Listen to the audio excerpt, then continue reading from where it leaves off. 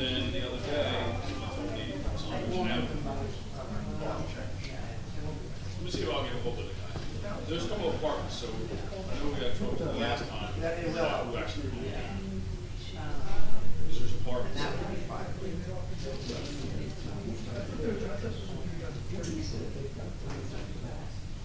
He was back there. Right, for months. He was back there for months. And it was back out. My wife told me. Hey, Gun. How are you? Good, thanks. Definitely moved after we put the soap on the car. Then a couple days later, he was on Ocean Avenue. How are you? You see Have you seen a menu yet? Oh, yeah. A menu? Yeah, but Lady Blue. No, I haven't seen a menu yet. I'm sure that's coming. They're pretty excited, so. And it starts. It's cheap and they're very nice. You know, I was watching the bingo at the brewery. And I just hope that it's certainly more than just ice cream. Oh, it is. No, You said that, so hopefully. yeah, no, they were pretty, Well, we they were started. pretty excited. By then it was raining. Anytime you go on their website, it says coming soon, or we're, Yeah. Coming. No, it was because, people were standing around in the rain, so we said, you know what? Really wanting something small and subtle. This is the best I know get there. Yes, you came to visit me today. I do it, I see I got nervous, but I called her there, and I'm like, I'm trying to do like nothing, I'm like, In the rain. all right, she's allowed, if she's gonna film you, she's gonna film you, there's something we can do. Yeah, well, she's not here, she's, She's just out front. yeah. Basketball game. You see that? Michelle. Well, the website,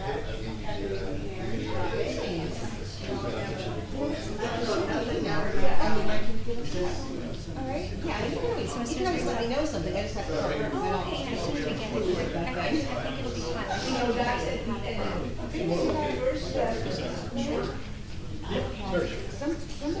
last year, and we did. No, this is the first option here. So, it's not that. Yeah. I would just like to show these people. It's made up for So it's super nice, but very neat. Good, yeah, send me the info, okay?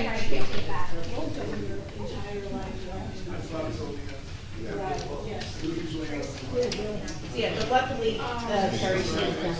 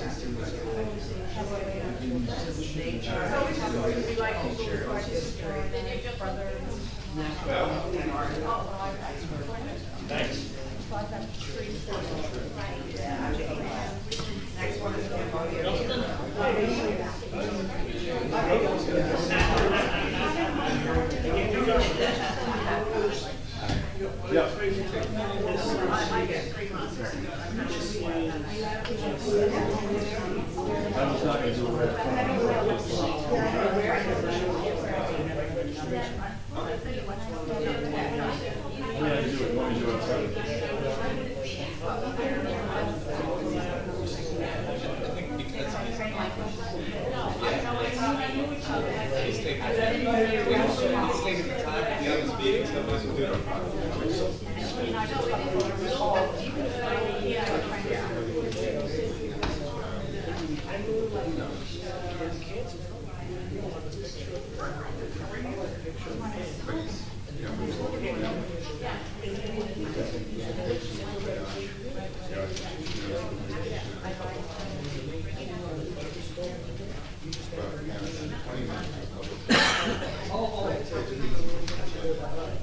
He always has it on there.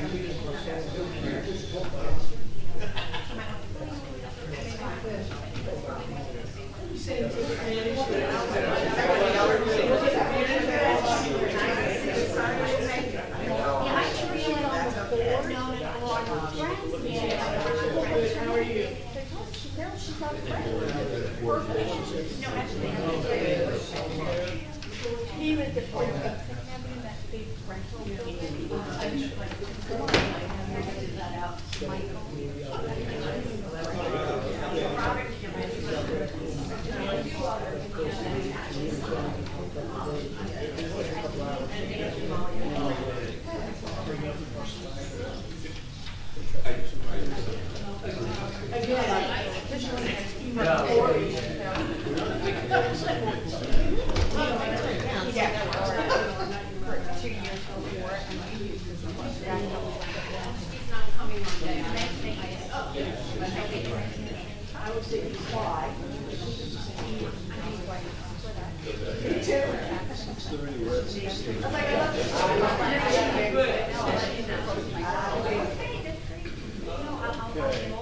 Start, please. To the flag of the United States of America, and to the republic for which it stands, one nation, under God, indivisible, with liberty and justice for all. I wish to announce that 48-hour notice is required under the Open Public Meetings Act with emailed to the Asbury Park Press, the Co-Star, and the New Coaster on December the 7th of 2023. That a copy has been placed on the bulletin board in the borough office and that a copy has been filed with the municipal clerk. As a courtesy to the public, this meeting may be attended via Zoom. If for any reason the Zoom portion of this meeting fails or is disconnected, the in-person meeting will continue and action can and will be taken, providing there is an in-person quorum. Mr. Noble? Absent. Mr. Guptozzi? Absent. Ms. Mahoney? Here. Mr. Weber? Here. Mayor Fox? Here. Good evening, everybody, and welcome to our 8th meeting of the year. I think it's the 8th meeting. Is it the 8th meeting? It is the 8th meeting of the year. Before we get started with the formal meeting, I just wanted to mention two things. First, we were, for those who haven't heard, we were saddened to hear that on Monday, Paul and Shamson's wife, Ruth, passed away. We were very saddened to hear that. I think Paul is he on the screen? Yeah. Yes. So Paul, I very much appreciate you being on. I recognize it's a tough time for the family and yourself, so our condolences as a community. Paul has been a leader in our community in the area of the Historical Society and other things, and I know he's had a challenging few years with family medical issues, so we were saddened to hear this, but hopefully you and your family will get through this tough time. So our condolences as a community.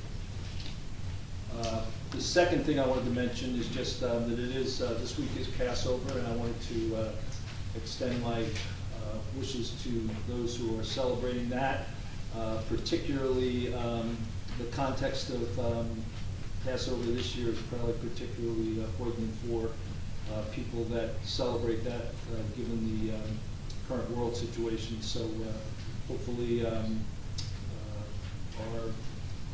Jewish population here in town is going through that, particularly going through this holiday with that in mind. So those are two things I just wanted to cover early in the meeting.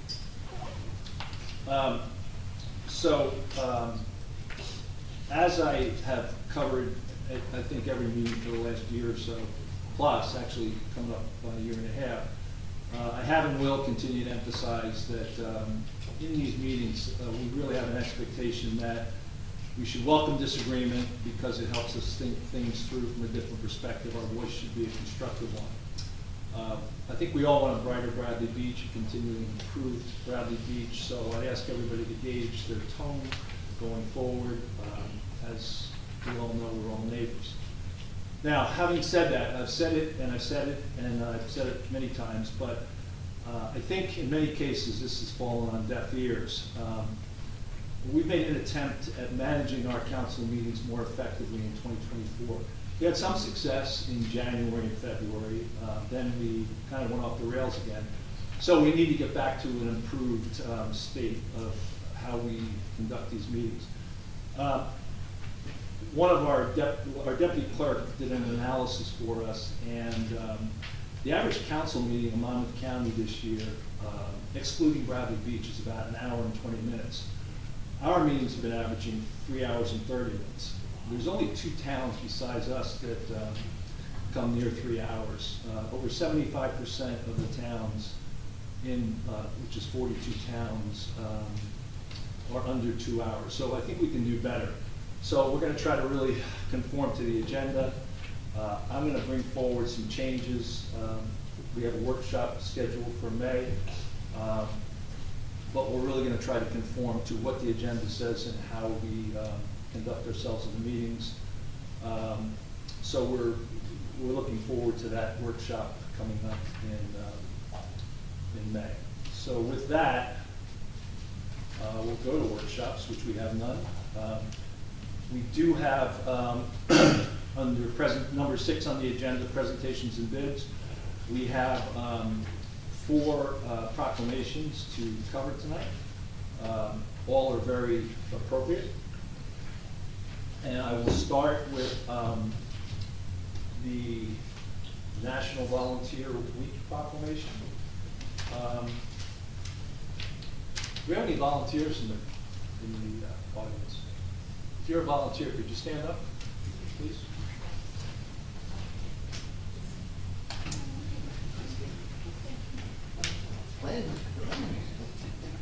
Strategic planning people, hello. Just about everybody in the room. Well, that's my point. So there is a point here. So we have, that's not the right one. Hold on. I was backwards here, sorry.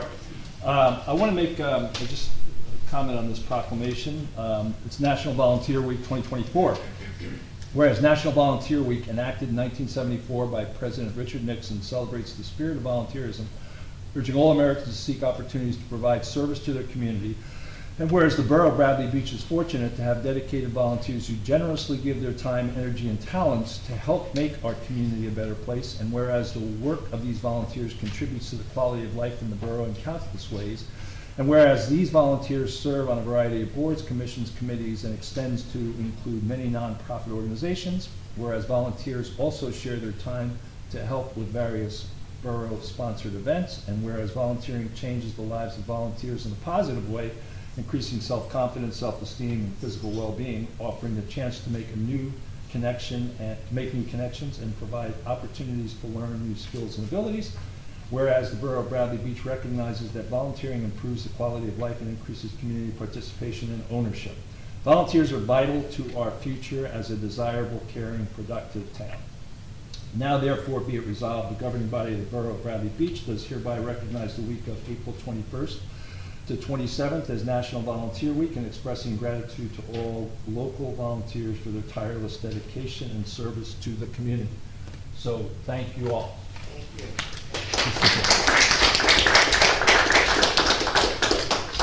For those volunteers that are celebrating Passover and aren't here tonight, we certainly thank them too. Our second is Administrative Professionals Day.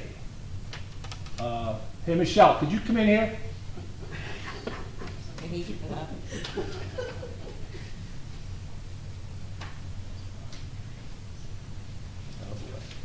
She doesn't look happy with me. This is Michelle Wiley. She worked 16 hours today and does our Zoom.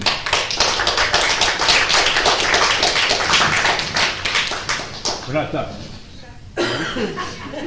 Whereas administrative professionals, including administrative assistants, office assistants, receptionists, billing clerks, finance specialists, deputy clerks, and other administrative support staff makes up some of the largest segments of the labor force in America, and whereas administrative professionals play an essential role in coordinating the office operations of business, government agencies, educational institutions, and other organizations, and whereas the work of administrative professionals today requires advanced knowledge and expertise in communications, computer software, office technology, project management, organization, customer service, and other vital office managerial responsibilities, whereas the administrative professionals day is observed annually in workplaces around the world to recognize the important contributions of administrative staff, and whereas we recognize the importance of contributions of highly skilled administrative professionals to the success of office operations, now therefore be it resolved the governing body of the Borough of Bradley Beach do hereby recognize April 24th as Administrative Professionals Day, and do hereby recognize and appreciate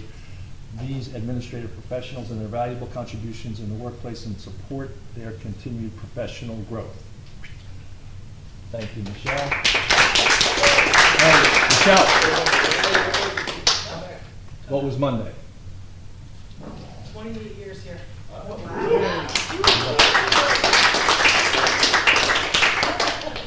Okay. Next one. Erica, stand up. Whereas the Office of Professional Municipal Clerk, a time-honored and vital part of local government, exists throughout the world, and whereas the Office of the Professional Municipal Clerk is the oldest among public servants, and the Office of the Professional Municipal Clerk provides the professional link between the citizens, the local governing body, and agencies of government at all levels, and whereas the Professional Municipal Clerk have pledged to be ever mindful of their neutrality and impartiality, rendering equal service for all, and whereas the professional municipal clerks serve as the information center on functions of local government and community, whereas professional municipal clerks continually strive to improve the administration of the affairs of the Office of Professional Municipal Clerk throughout participation in educational programs, seminars, workshops, and the annual meetings of their state, provincial, county, and international professional organizations, whereas it is most appropriate, I would recognize the accomplishments of the Office of the Professional Municipal Clerk. Now therefore be it resolved, governing body of Borough of Bradley Beach, we recognize the week of May 5th through May 11th as Professional Municipal Clerks Week, and further extend appreciation to all professional municipal clerks for the vital service they perform and their exemplary dedication to the communities they represent. So thank you very much.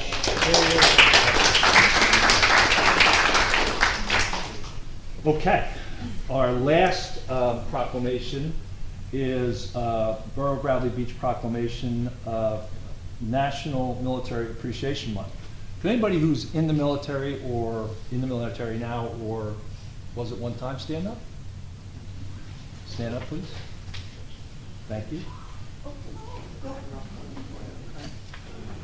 Whereas, you stood up a couple times there, Bill.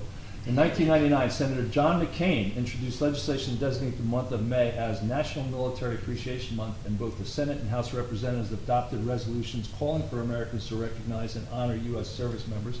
And whereas National Military Appreciation Month, NMAM, is celebrated every May and is a declaration that encourages U.S. citizens to observe the month in a symbol of unity, and whereas NMAM honors the current and former members of the U.S. Armed Forces, including those who have died in the pursuit of freedom, and whereas the month of May is characterized by 6 national observances which highlight the contributions of those who served.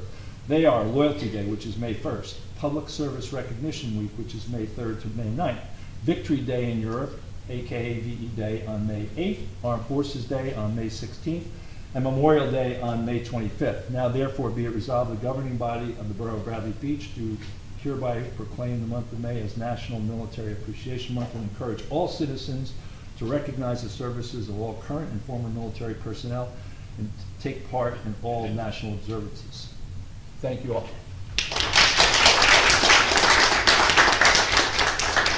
For those who don't know, Bill Shuck really is a contributor in this area in that he helps us on Veterans Day and Memorial Day really bring forward very deserving either veterans or other military to be the honorees of those particular events. And that's not easy work in a small town, so we appreciate that very much. Okay, we'll now move to approval of minutes. We have, make a motion to approve the April 10th, 2024 council business meeting minutes. Second. Mr. Noble, absent. Mr. Gubatose, absent. Ms. Mahoney? Yes. Mr. Weber? Yes. Mayor Fox? Yes. Okay, I will now go to the minutes for April 10th executive session. Make a motion to approve those minutes. Second. Mr. Noble, absent. Mr. Gubatose, absent. Ms. Mahoney? Yes. Mr. Weber? Yes. Mayor Fox? Yes. Okay, public comments pertaining to the 424 agenda, items only, 5-minute limit, single instance per participant. Are there any questions on the agenda tonight? Yes. Just the agenda or the,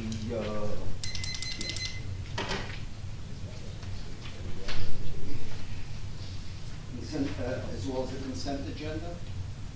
Good, either or? Yeah. Anything on the agenda? All right, so, in reference to, resolution 2024-101, looking at it, I'm just wondering why 714 Main Street is not listed. They have a tree well over there on the corner, but yet it wasn't mentioned to place a tree there. Which I know address there was, was sorry? 714 Main Street. There was a tree there originally that they cut down, or whoever cut it down, and now it's just a hole. My understanding is this is not every empty tree well on Main Street. We're doing, just taking a handful and doing the ones that we can. So I don't have an answer besides that. I mean, I don't think we were trying to, do every single one.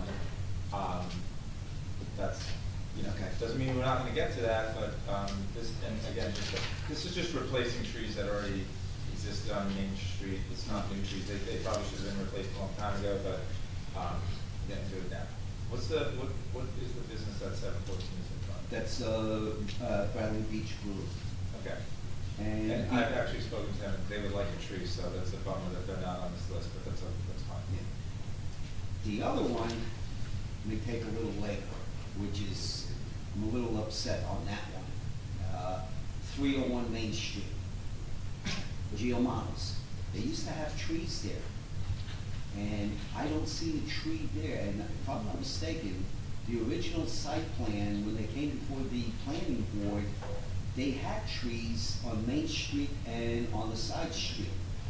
Now, looking into it, there is a note on their plans, in note G, the contractor to maintain and preserve all existing trees and replace if anyone were damaged. Well, there's no trees there. So, Bill, it's great observation. Do you know if there's tree wells there? there used to be. No, I think they repaved the whole, They redid my the whole recollection is they thing. repaved it. Yeah, when they did the building, because everything was torn up. So that's something that you might want to You follow look them. into. Thank you. Yes.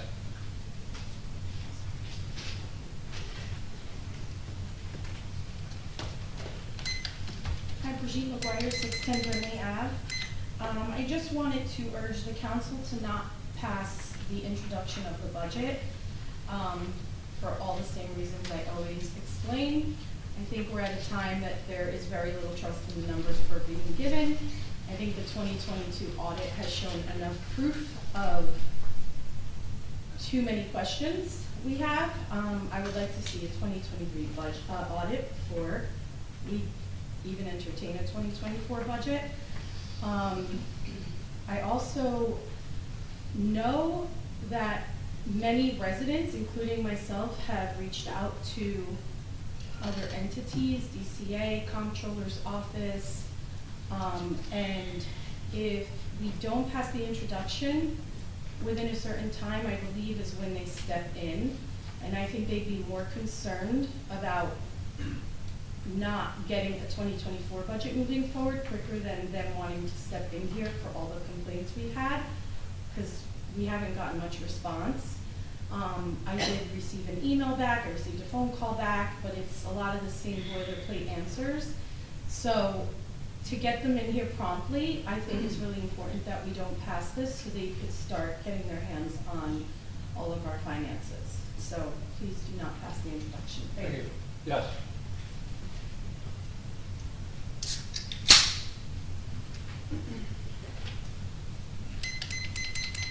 Julie Newtiger, 605 North Avenue. Quick question, you want an introduction to the budget today. So my question to you, Mr. Mayor, have you given council the ability to talk to the CFO to answer their questions yet, that they requested at the last meeting? This is agenda comments. But it's to the introduction to the budget, Yeah. so did you give council the ability to talk to our CFO, Mr. Gartz, as they requested at the last meeting, in As I order for said, them this to is vote?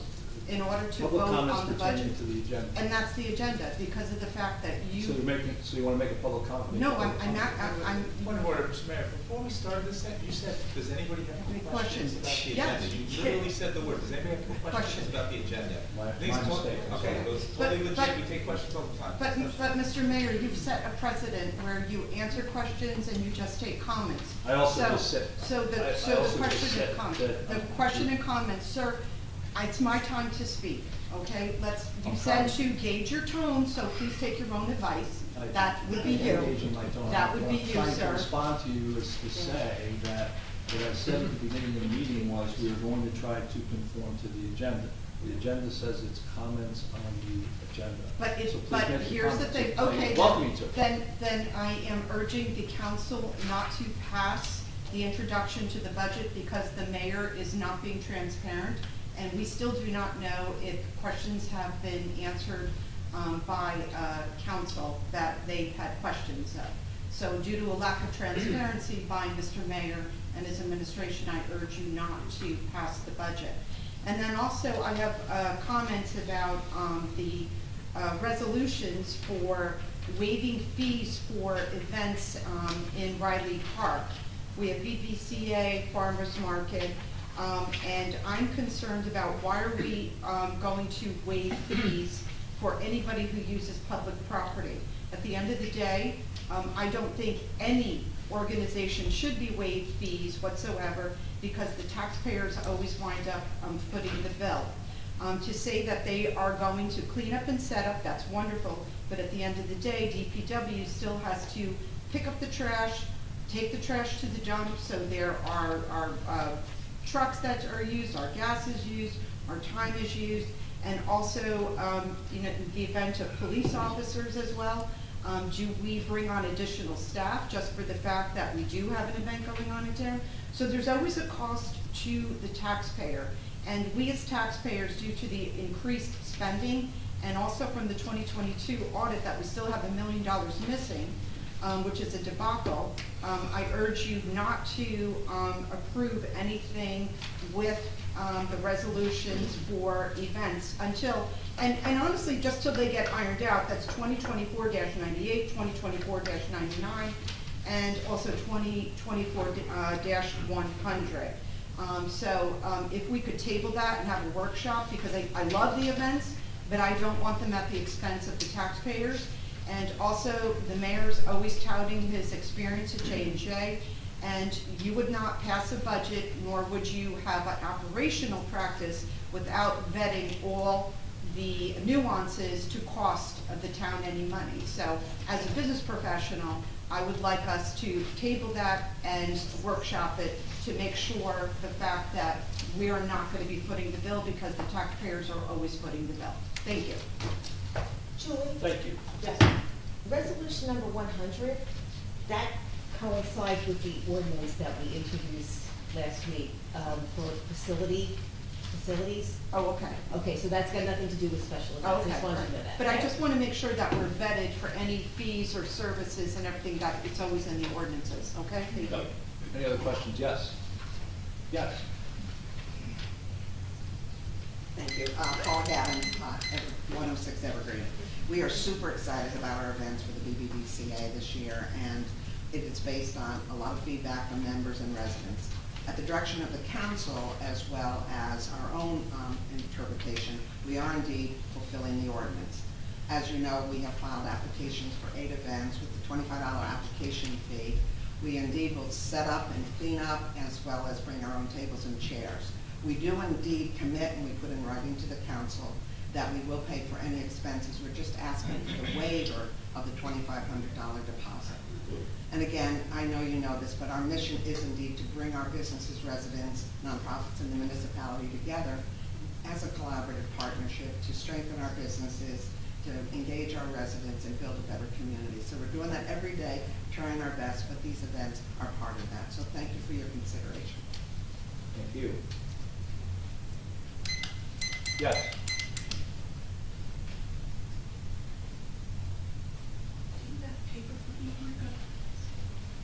Nancy Meadow, Ocean Park Condominiums. I want to underscore the previous comments from Ms. McGuire and Ms. Metalis. I support those comments 110%. I would add to it, as I said last meeting, 2024-95 and 96 pass-throughs. We need to get a deposit. You can always refund a deposit, but things happen. And I would add to Ms. Gavin's comments that setting up tables and cleaning up after themselves does not involve tipping fees, which we know are a huge part of events.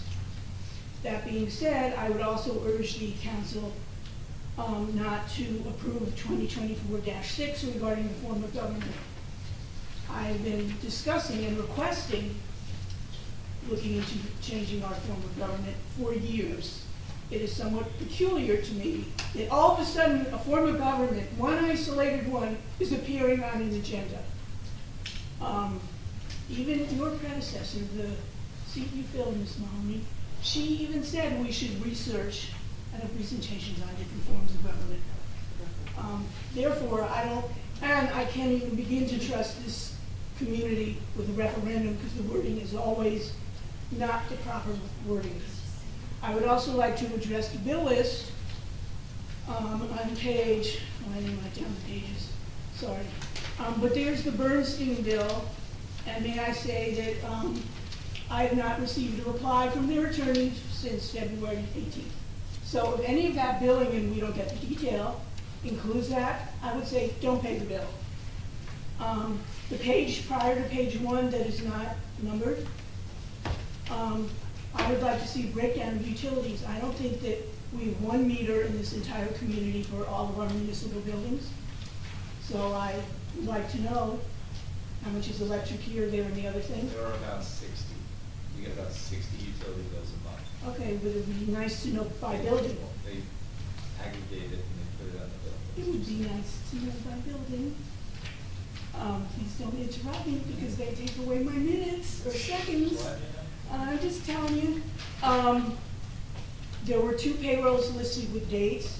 Now, or there was the week ending or the pay dates. That's a little confusing to me because if it's the 4/15 was the pay date, this is 4/24, I think. So isn't that peculiar? These are things you got to look through. Then there's a company, Pro Phoenix, which I believe is for our security software for $1,400. All of this is from the first page, just about. Do we ever go competitive and look at other softwares? I tend to wonder about that because we know how we just don't like to do things like that. And the previous sheet prior to page 1 says, I believe, wire transfers and annual checks. Now, what is everything else in ACH? I don't know what the page 1 through or whatever that is on the bill list. It's a little confusing to me as a bean counter. So it would be nice to have all of that clarified, and I don't see how you can vote to approve spending our money, which may I say as 2 residents is your money as well, without knowing these things or understanding them. And I guess I need to save everything else for later. Thank you. Thank you.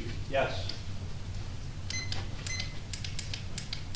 Just to make sure that my end. Name and address, please.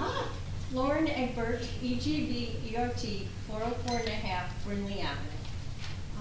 I was just wanting to clarify my understanding that the ordinance regarding investigating the change of government is about exactly that, just setting up a commission which would have to be elected by the people, but it's to set up a commission to investigate and make recommendations regarding the possibility of changing the form of government.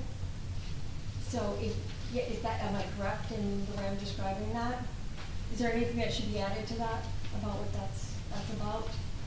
Mr. Mayor, can I make a request that we have the attorney address this a little bit, because it's probably on a lot of people's minds and may Well, save some time. I would suggest we wait till that comes up. Just because, Yeah. but if every single person in the audience has a question about that, this might save a bunch of time. Well, that's fine. So, Greg, could you address just, like, Let me just explain the charter study commission. briefly, that'd be great. So the optional municipal charter law allows two different routes to change form of government of a municipality. One is by petition and one is by ordinance. So the one signed here is by ordinance.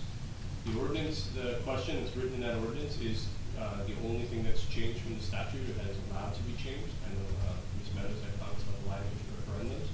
But in the case of Charter Study Commission, that language is specific in the statute, and the only thing that you can change in that language is the name of the town. So that's straight from the optional municipal charter law. What happens is if that ordinance is passed by the governing body, then the clerk will accept petitions for a Charter Study Commission, and a question will be placed on the ballot. So there'll be a question first to say, do you want the borough's Charter Study Commission to investigate the borough's form of government, yes or no? Okay, so forgive me for just slowing you down a little bit. So that question in November will just simply be whether the voters want to have a commission that will investigate the possible forms of government we could have and whether we want to change or not. Correct. But that ballot will also include the names of anyone who's filed a petition to serve on that Charter Study Commission, drawn in random order, and on like the races, I believe, like here in a nonpartisan town. The voters will be asked to answer the question, and then vote. If it passes, who would you want to be on the Charter Study Commission? And so those people are elected if the yes question passes. If it's a no, then it ends, and there can't be another question for a period, I believe, at least 4 years. I think it's actually 5. Don't quote me on that. It's a period of time where the town can't do it again if the referendum fails. And thereafter, if they'll say it's yes, there's Charter Study Commission. Charter Study Commission has 9 months to organize, investigate alternative forms of government, which I'll note in this municipality are not many, given its size and the fact that it's already a Faulkner municipality. So this doesn't open you up to choose any form of government you like. You have to pick one from the optional municipal charter law, and there are, given the population of your town and the fact that you're already a Faulkner municipality, I believe there is only 2 others. And the Charter Study Commission will presumably study those 2 forms of government in comparison to the current Faulkner form, and then makes a recommendation. If the Charter Study Commission votes to not recommend the form of government, Charter Study Commission winds up its business, and that's the end of the story. And then again, the town can't do it again for a period of years. If the Charter Study Commission recommends to change the form of government, they have to do that within 9 months, which places it before the time period to place another ballot question on the 2025 general election ballot in the municipality as to whether you want to adopt that form of government. And then if the town votes yes, then that resets the entire government to that form, as you guys did here in 1982. If the town votes no, then again, the process ends, and you can't resurrect that for a certain period of time. Now, if there were a no vote, could you go back to the petition? If the people of the town petitioned to form a commission, It's a great could they do question. that? I'm not a Faulkner, becoming a Faulkner Act expert working here. I don't believe you can do it at all for a period of years if the question fails.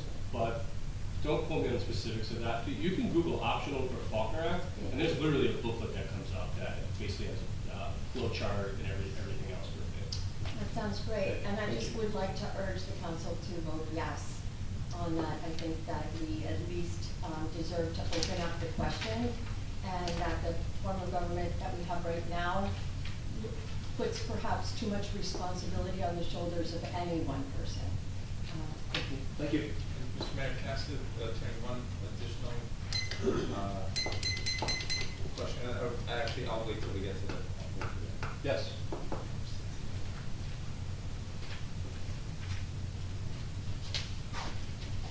Anita Nazario, 116 York Avenue.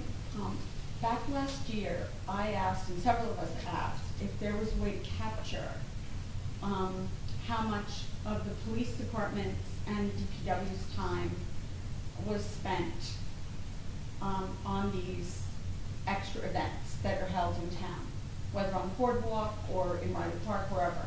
And at the time, we were told that they were going to look into being able to capture that time so we could see what it was costing us, because the fees for any events should actually cover that extra cost. I also have a question. All of these groups that come, and whether it's Boardwalk or Ryder Park, wherever, do they have to present a certificate of insurance? Yes, they do. Okay, so we're covered in that respect? Yes. Okay, but I would like someone to give us an answer as to how many hours our police department and our DPW spends on these. I don't know if it involves overtime or it's part of their regular schedule, but how many hours are involved in what we're paying for that portion of these events? Thank you. Thank you. Yes.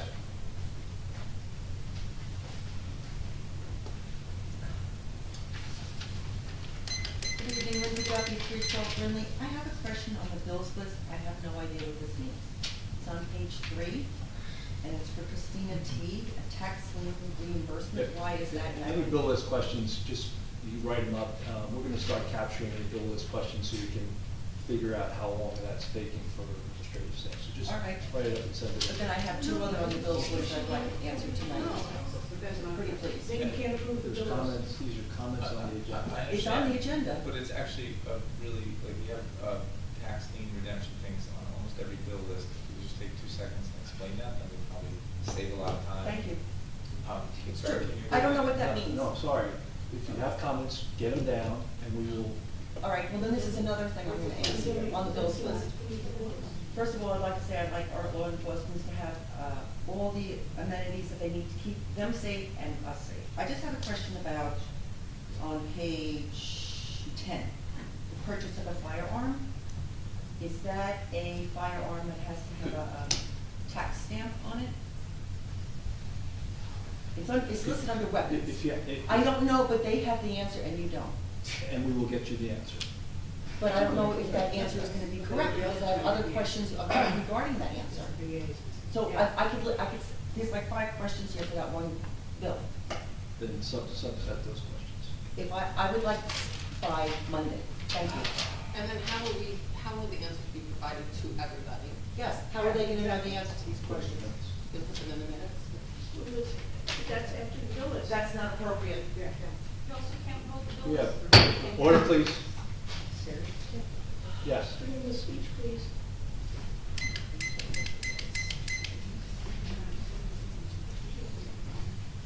Jim Shishius, 112 Fourth Avenue. When we get to the resolution about change of government, I would appreciate if the borough attorney could at least explain the other option, which is direct petition. So when we get to that point, if you could speak to that. My understanding, having Googled that, that there are basically 2 options. You covered the one, it's a resolution, but there's another. So, thank you. Thank you. Anybody else? Yes.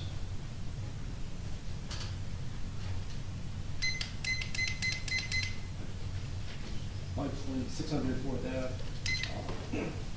The state's delayed, extended multiple deliverables as part of the budgeting process. And one of them is the annual financial statement for 2023, which was extended from February 10th to the 8th of March.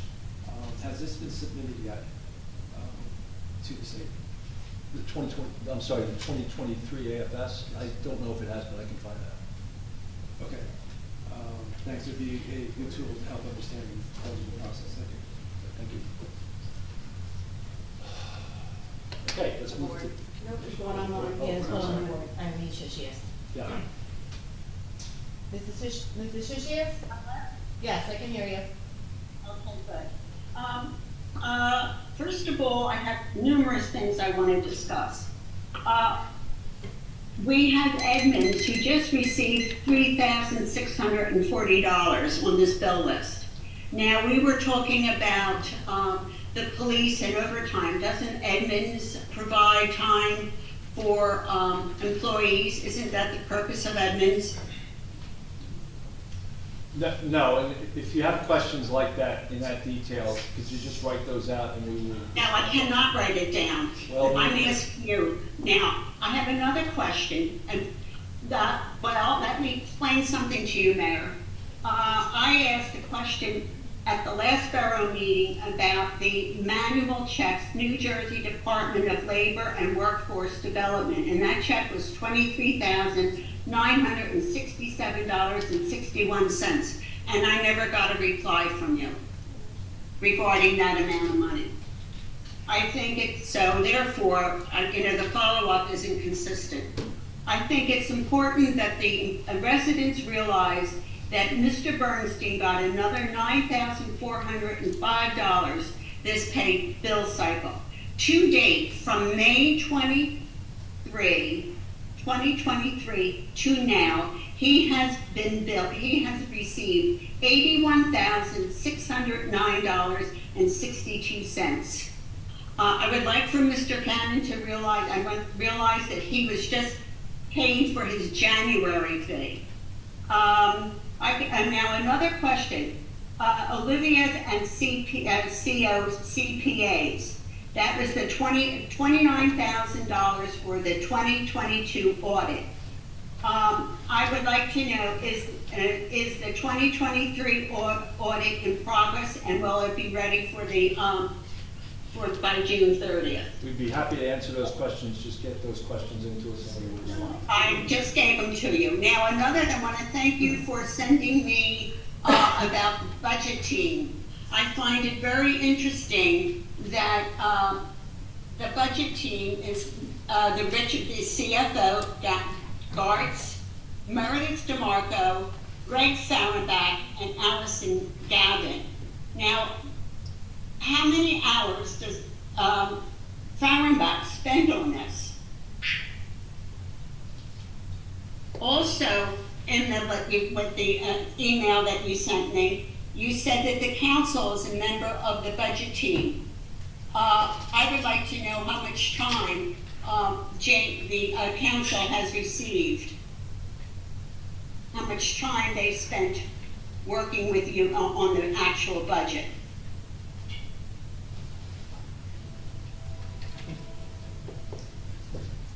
No response from the mayor? No, but I'd like, again, these are comments for the agenda, we'd be happy to answer, and we want to make sure we answer them. Well, I've just spoken, and I would like to have my comments. I would like to have my answers. We've got your comments, and we will respond. And by what time? By when can I expect my response? As soon as possible. And will you also answer the question about the hours that Mr. Fahrenbach has spent on the budget? That's one of your questions. Thank you. Thank you. Yes. Cindy Wakanda to 18 that.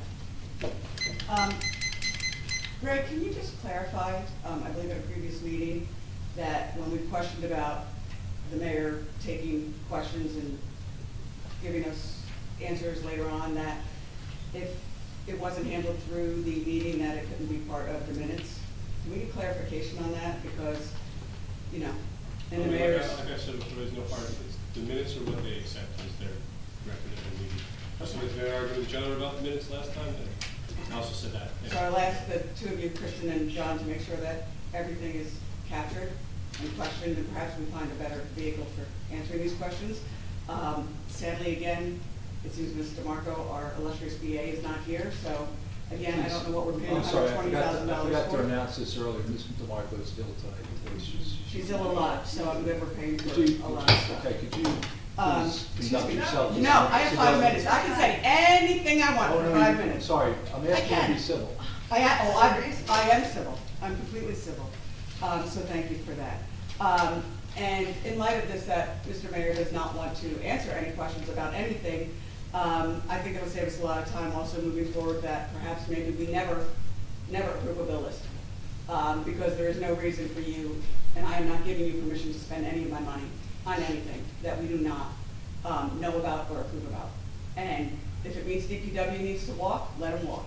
If it means somebody else needs to walk, let them walk. It's unfortunate that, again, we're closing in on probably 20 months, DPW still doesn't have a contract, and that's unfortunate, because we all stand by them in town, it's unfortunate, and the council does, so when people say it's the administration and the council that does it, no, it isn't, it's the administration that does not do the work. So, again, please defend us at all costs, do whatever you need to do, you have all of our support, and we'll see what happens. So obviously these are gonna be like, 30-minute meetings and nothing will get accomplished, but we'll still come. Thank you. Can I say something? Sure. I just want to say that Councilman Weber did send about, 15 questions about the bills list. 7 or 8 questions about the bills list, and 7 or 8, and got answered. Some of those questions are questions that I had as well. I agree with all of you that something needs to be done to improve this process because you deserve transparency. I think a lot of your questions are valid. Councilman Weber, and asked some really good questions. So it's unfortunate that you're not getting the answers that you want. And some of them are a little bit different, but I agree, we need to fix this, for sure. It's not fair. I guess what, by getting a clear question in writing and getting a response, I would hope that would alleviate any questions. Not for us.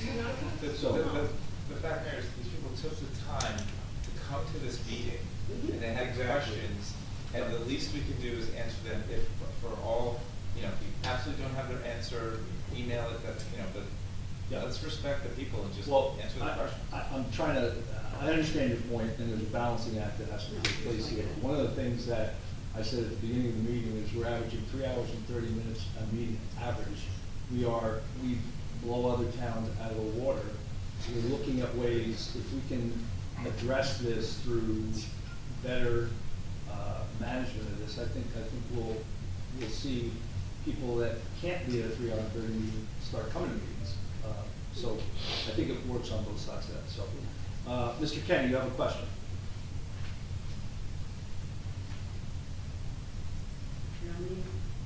Mr. Kenny? I'm trying to unmute. Can you hear me? Yes. Yeah, Herb Kenny, 216 Brindley. Quick question for Attorney Cannon. Since the rules have always been if there's an agenda and the bills list is on the agenda, does Mayor Fox have the ability to just shut that down this evening with no council vote, nothing, just saying we're not going to answer bills list questions? We're not saying we're not going to answer. I'm asking Attorney Cannon. Yeah, and I'm answering your question. I'm not saying we're shutting down questions. I'm saying we're asking people we're trying to get a handle on the resources required to answer all these questions.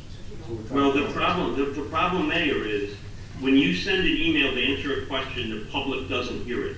This is a public meeting where public people, which is recorded, should be able to hear the answer that the VA would give if she was there. Correct or not? So just because you send an email doesn't mean the whole public knows the answer to the email, and that's not right. Well, we said we would include that in the minutes, so thank you. Well, who's going to go find the minutes? That's after you Okay, thank you for your comment. Any other comments? I'm not done. Okay, I'm sorry, I didn't know you weren't done. Keep going. Can you mute yourself? So the question I have is, Mr. Martz, his compensation, which is on the bills list. We just paid him $24,000 in April. What is the fee that we pay for a part-time CFO?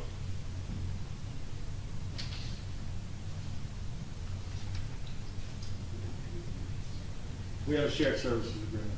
I understand that, but what is that for? How much money is that for? $72,000 A month, a quarter? a year. Okay, we just paid $24,000 this month. We paid a $12,000 payment and two $6,000 payments. Okay, this is why these questions should be answered publicly. To go back to Mr. Bernstein, okay, he's on a run rate of at least $113,000 this year. Wouldn't it make a little bit more sense to actually settle the DPW argument?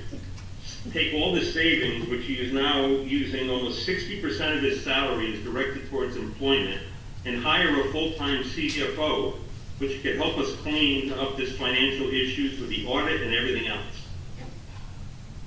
Those are my only questions. Thank you. And one thing there, if your clerks are going to start spending time understanding how much time our meetings go, I'd be interested to know how many towns, what percentage of towns had a 13.2% tax increase, who had their 2022 audits late, and who has a late budget drafts.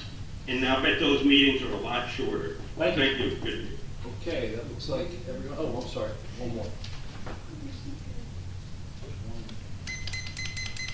Mary Backstrom, 218 Fourth Avenue. That's the process.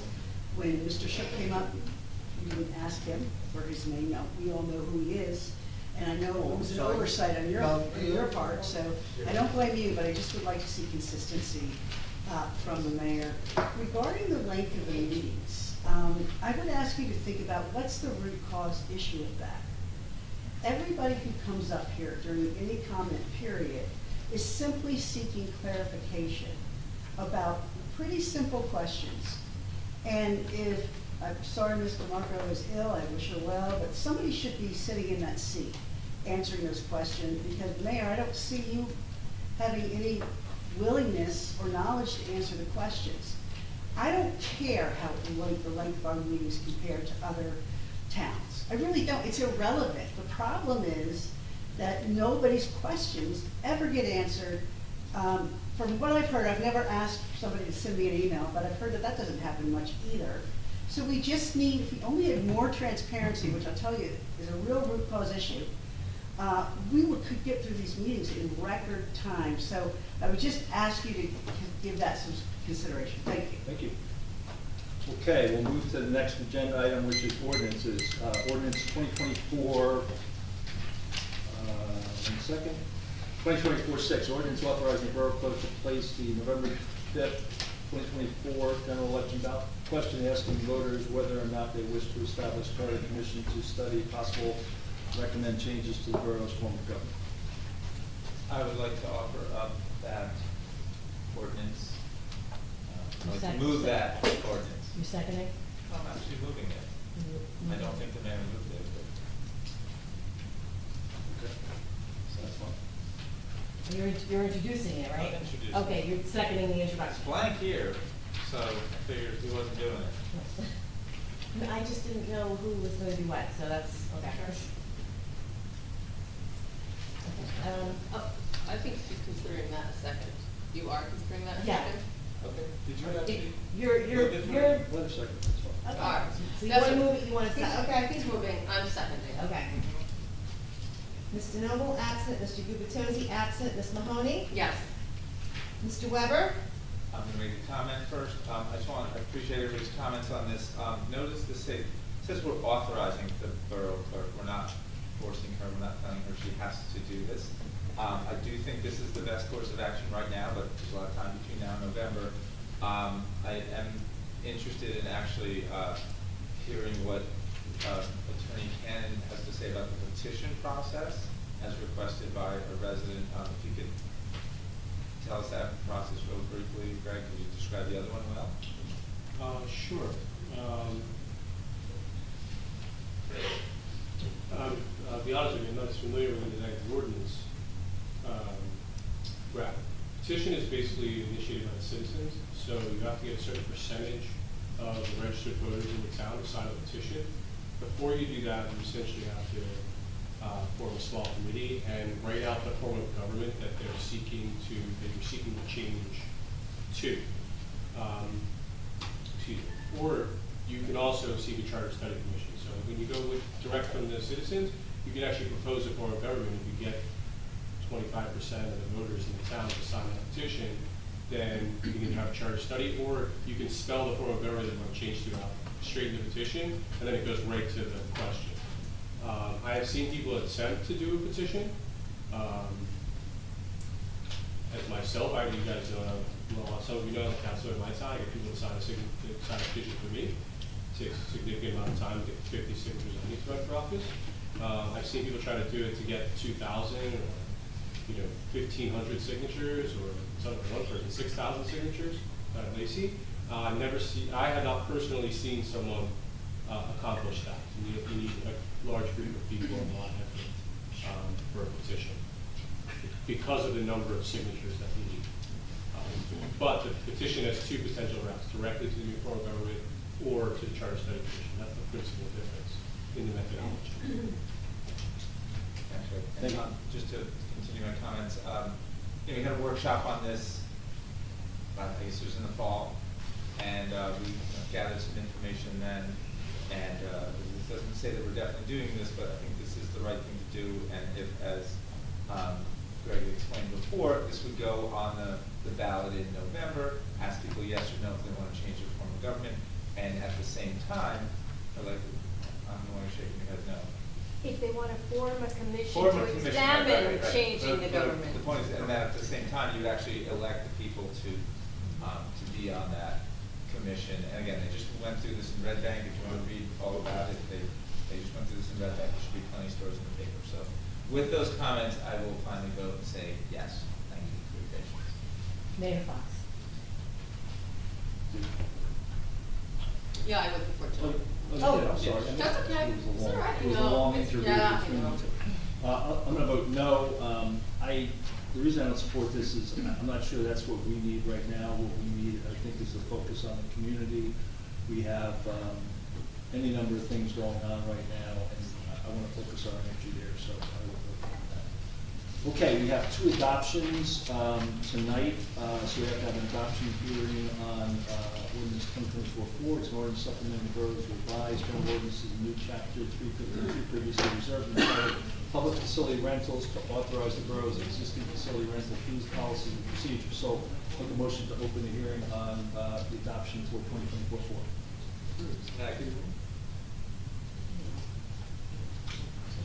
Eric? We're just getting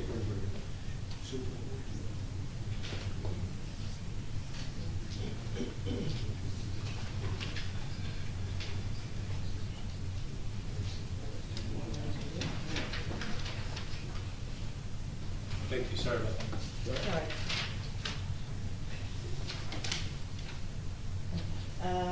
You're doing ordinance 2024, opening public hearing? Yep. Okay. Mr. Noble absent. Who's seconding? Sorry. Second. Okay. Mr. Noble absent, Mr. Gubatose absent. Ms. Mahoney? Yes. Mr. Weber? Yes. Mayor Fox? Yes. Ordinance 2024-5, ordinance to exceed municipal budget appropriation limits and establish a cap bank. But you have to, any public comment? Oh, I'm sorry. Yeah, Okay. we're gonna get to public comment. Oh, public comments on this ordinance, I'm sorry. My apologies. Any public comments on this ordinance? Okay, I will move to close the public hearing and take a vote. Close the hand, I'm sorry. Molly Conger. Molly Conger? Yes, question. I'm not sure if she heard you. Molly? Ms. Conger? Yeah. Yes, hi, City Council. Was this public comment, or did I mishear? It's public comment on the specific ordinance that we just introduced, 2024-. I apologize. That's my bad. Let me mute up. I'm so sorry. I'm so sorry. Thank you. I'm sorry. Okay. Thank you. Fred Luther?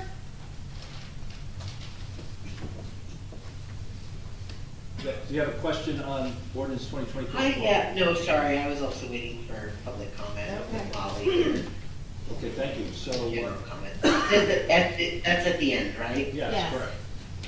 Thank you so much, God bless. Okay. So I will make a motion to close the public hearing and make a motion to pass 2024.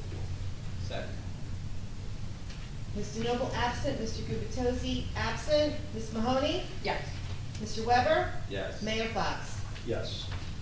Ordinance 2024-5, I'll make a motion to open 2024-5 public hearing. Second. Mr. Noble absent, Mr. Gubatose absent, Ms. Mahoney, Yes. Mr. Weber, Yes. Mayor Fox. Yes. Any questions on 2024-5? Okay, there's no questions. I will move to close the adoption hearing and move on ordinance 2024-5. Second. Mr. Noble absent, Mr. Gubatose absent, Ms. Mahoney, Yes. Mr. Weber, Yes. Mayor Fox. Yes.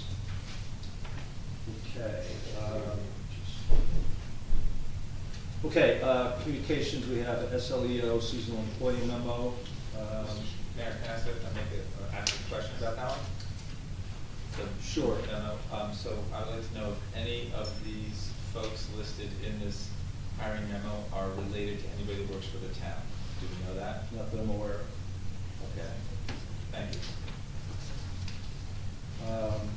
Resolutions, we have a consent agenda, resolutions, I'll just briefly read those. We have 2024-92, the bill list, 2024-93, approval of BPTA to conduct 2 on-premise 50/50 cash raffles for Thursday, May 30th and June 6th from 6:30 to 8:30. 2024-94, approval of Kaleidoscope of Hope to conduct their annual 5K walk race for Saturday, September 28th, 2024 from 6 to noon, 12 p.m. 2024-95, the approval of National Multiple Sclerosis to conduct their charity bicycle ride for Saturday, May 11th, 2024 from 6:30 to 4, pastor only. 2024-96, approval for the Sharing Network Foundation to conduct their 5K walk for Saturday, May 18th, 2024 from 8:30 to 11:30, pastor only. And 2024-97, authorizing the appointment of special class 1 law enforcement officers attending the May class at the Monmouth County Police Academy. That's it for consent agenda items. I have a question on Bill's list, Mr. Mayor. I know I asked 8 questions and I did get answers, but sometimes it happens, you get more questions. One of the questions I had was about something on, probably early on, because it's creative management. And I was told the answer for that is they provide, I've never heard of creative management, I don't recall it anyway. They provide gasoline, and I know from looking at a lot of Bill's list, we generally get our gasoline from an outfit called Riggins Incorporated, and we spend, I guess, in the neighborhood of $3,500 on gasoline. So does anybody know why we have a different vendor for gasoline besides Riggins on this bill list? I don't. For an additional, I should say, 3.5. Actually, that doesn't add up. But, it says for an additional $3,500. Yeah. I don't. The only thing I can surmise is that we have a couple of vendors who use that, but I don't have an answer to that. Okay. I just had never seen creative management before. We can follow up on it. Familiar with Riggins.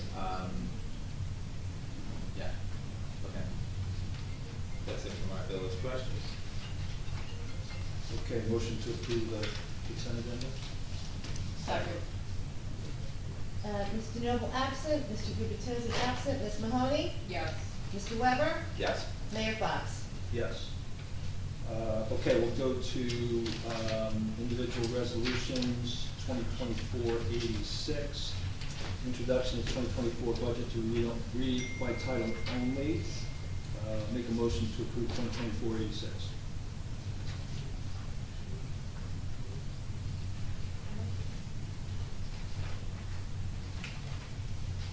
Do we have a second? Fine. I'll second it so we can discuss it. How's that? Okay. Mr. Noble absent, Mr. Gubatose absent, Ms. Mahoney, No. Mr. Weber. Do you want to say something? Yes. If you Okay. have time. Oh, I'd okay. like to add a comment so that everybody knows why I'm saying no.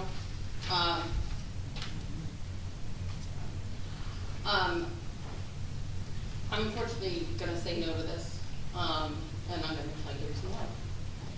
On March 27th, this council was given 3 Excel workbooks with multiple tabs in each. There was a lot of information, a lot of schedules, a lot of numbers.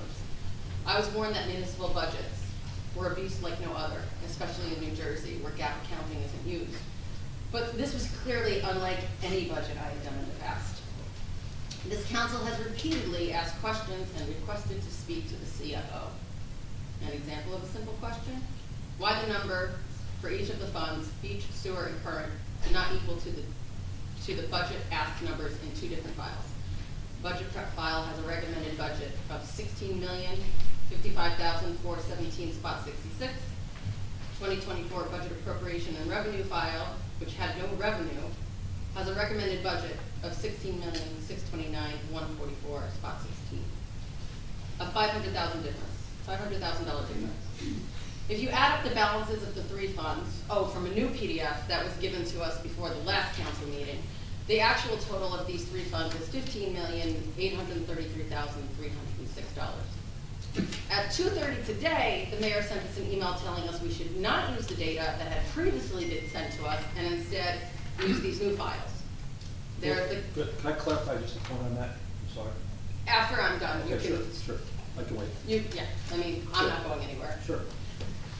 So, and instead use other files. There is a glitch in Edmunds. The data is wonky. That's what was being told. We've therefore been asked to use summary PDF data. We do not want summary, high-level, so-called user-friendly PDF data. Mr. Gubitosi told me that Auditor Bob Oliwa said we need to use Edmunds Systems data, and that's what we've been asking for. We would like to see 3 years, 2024, 2023, and 2022. We would like to see 3 categories: appropriations, revenue, and actual for 2022 and 2023. And for all 3 of these, we want detailed line items in Excel. And this information needs to come from Edmunds. So therefore, I am not approving this budget introduction. We still need answers. Okay, thank you. So let me clarify a point that you made, Councilor. Number one, what I commented on today was primarily the revenue document. And the revenue document in Edmunds hasn't been used by the CFO. If you look at the user-friendly, which is really kind of, I'll call that the Bible of what gets submitted to the state, there's 16 pages on the revenue document in the state form.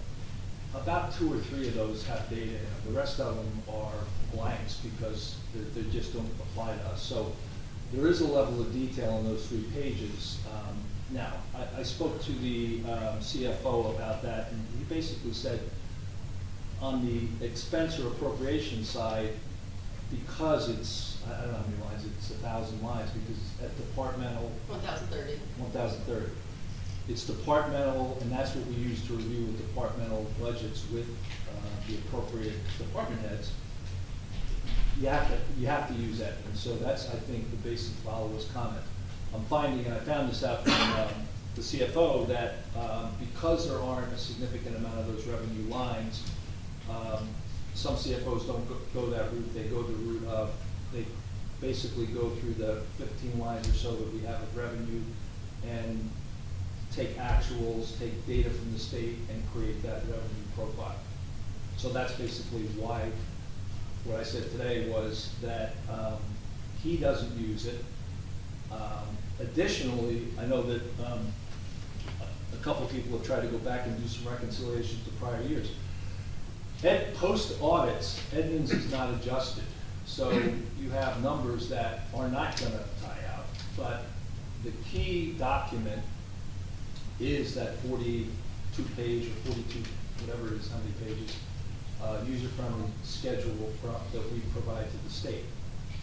That has the level of detail and revenue, that's the lowest level of detail that we have. So I just wanted to clarify that point, that I'm not saying that all the data is bad, I'm saying we know that the revenue, I don't think it's been used by the last couple of CFOs, and this is the first time this has come up asking revenue questions off that detail sheet, we usually use it for appropriations, which is that 1,000 lines. So I just wanted to make that point. Thank you. Okay, and I'll make a comment, similar to Councilwoman Mahoney's. Yes, we got spreadsheets, we go out to spreadsheets. They're not totaled up, they're not summed, but, some of us on the council took the time to sum those things. And when you can't make, what was supposedly the final number for revenue from 2022, which is the last year we have audited numbers for, so I thought that was a pretty good place to start. When you can't make the total revenues for that year in the spreadsheet that we're given, you can't make that match the budget document where, it says what the revenue was for 2022. That my question started and ended right there. With the mayor's calling, user-friendly, it is the state form. It's what they require, but it's a giant PDF, and yes, it can be many, many pages long. From our perspective, the advantage of the Excel spreadsheets is that you can do things with the data. You can add up a column, and that's kind of really helpful when you're looking at this stuff. So, there's a discrepancy what you're calling user-friendly, what I would call user-friendly. To me, it's kind of like, well, it's just a, I understand there's a why you call it that, but if you want to find out how these numbers were arrived at, it's very hard. It's not user-friendly. And I feel like we're at a level with, you've got kids doing math, they get to a certain point in math class, and then at a certain point the teacher says, okay, the math gets complicated now. You need to show your work. So it's kind of just, you've heard about the many, the 130 questions or whatever. We are really asking to show the work. How were these numbers arrived at? And we don't feel like we have answers to that. I don't think we're just being, curmudgeonly or whatever about it just for fun, because it's really not that fun. And I know Councilman Gubitosi would be saying the same thing if he were here, but he is not, so I'm going to say it in a much shorter fashion. We think there's still work to do. I hope we can get there soon, because I know it is difficult on department heads when they don't have their budget as soon, if the budget passed and the year's half over, that's, not ideal either. So I hope we can get this done soon. I think a faster way to this would be to give some time for the CFO, especially with Councilman Gubitosi. I think it's a faster way, and I'll leave it at that and just vote no on this budget introduction. Thank you, Councilman. I didn't make up that name, user-friendly. No, I understand. And that's user-friendly, because I would tend to agree with you that when you look at I don't know if it's 40 pages or 70 pages, it's a long document. It's got a lot of detail. My first year looking at it, your head spins, but it is the document that has 24 budget, 23 budget, 23 spend, so it does give you some good trend information. There was questions on revenue between 23 and 22. I hopefully answered that for Councilwoman Mahoney, because we did take a revenue hit, and I think I sent that to you also for yesterday. I can't remember. Yeah, I still think my questions got answered, but we can continue to discuss them. And I hear what you're saying about the document, and it's a beast. But if you're trying to figure out how you got to those numbers that were plugged into this giant document, that's still the stage that we're at, and that's where we're at. Right. So one of the issues that the CFO had, and I'll vote yes, and I'll finish my comment. One of the issues the CFO had was that when we turned that budget over on March 27th, we did try to set up time on April 3rd, and that was basically rejected. And on April 10th, we said, here's the time for your questions, ask the questions, and Councilman Gubitosi chose not to ask some questions. He said, I'd rather meet with you. And that's just the way it's played out. Now, we have answered a number of questions. The CFO has answered a number of questions. The CFO has taken exception to the fact that he sent a file on March 27th, and that file was kind of taken apart. Tabs were added, analysis was added, and questions came out of that. His view was, I'm trying to develop a budget here. Somebody just took this file and blew it up on me. Now, he had the original file, but you understand the point. If I send you an Excel file and you change it all around, I'm going to take exception to that. So he did, which I understand.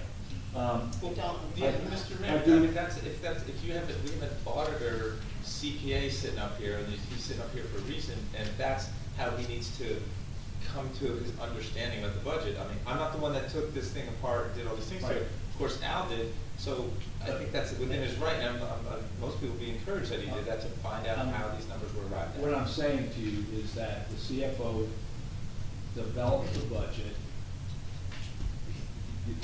A lot of that change did come from Councilman Guzekowski. The questions that came out of that, we feel like we answered. He feels like we didn't. We answered his final set of questions last Wednesday. It was 21 questions, which was about 10%, the last 10%. We provided answers to that. Haven't really gotten a response on that.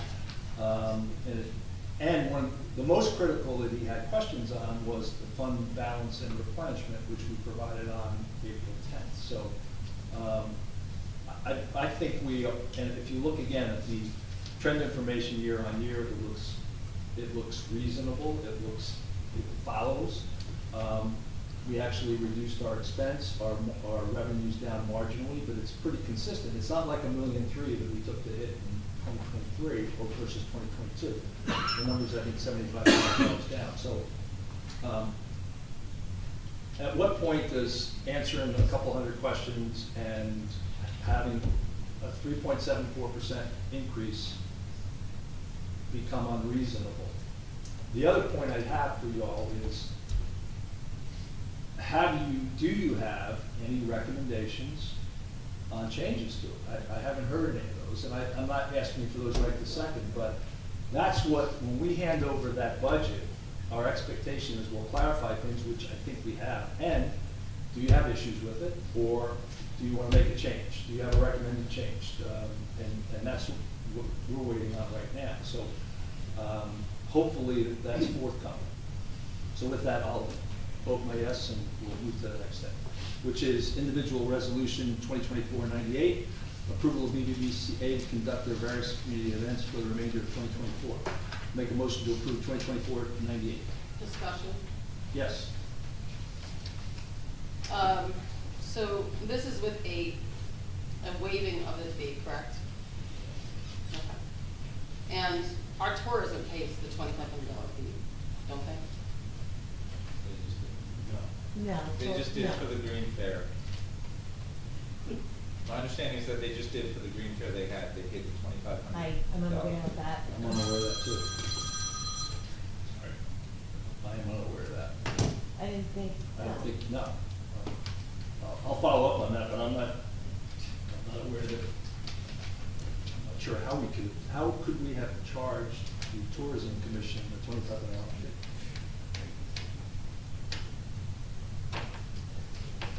I don't know. But I don't think The only way that could have happened is through the vendors, but I don't think any vendors paid us $2,500. To my knowledge, no, I didn't really have anything to do with that. I mean, we could follow up on that. I was not aware of that. I guess my concern is, I mean, it's a bigger problem because I think the ordinance, I think the ordinance needs to change. So I was under the impression that tourism had paid a $2,500 fee. If tourism is going to pay a $2,500 fee, or, you know, I don't understand where we, you know, I get the fire department, you know, uses it, and maybe they wouldn't need to pay a fee, but I don't. Could you clarify that point about the fire department? Well, I think like if we do an event, if the fire department or something uses the park, I don't think we charge them $2,500 fee? No. Okay. Well, I give you a better example. Okay. The fire department, the 10K they run every year, the Okay. 5K run, I'm sorry, it's not Right. 10K, I couldn't make it, it was 10K, Right. 5K. We do not charge them for that. Okay. And that's probably pretty hefty police expenditure. Right. And it begs a question, do you do that? Absolutely.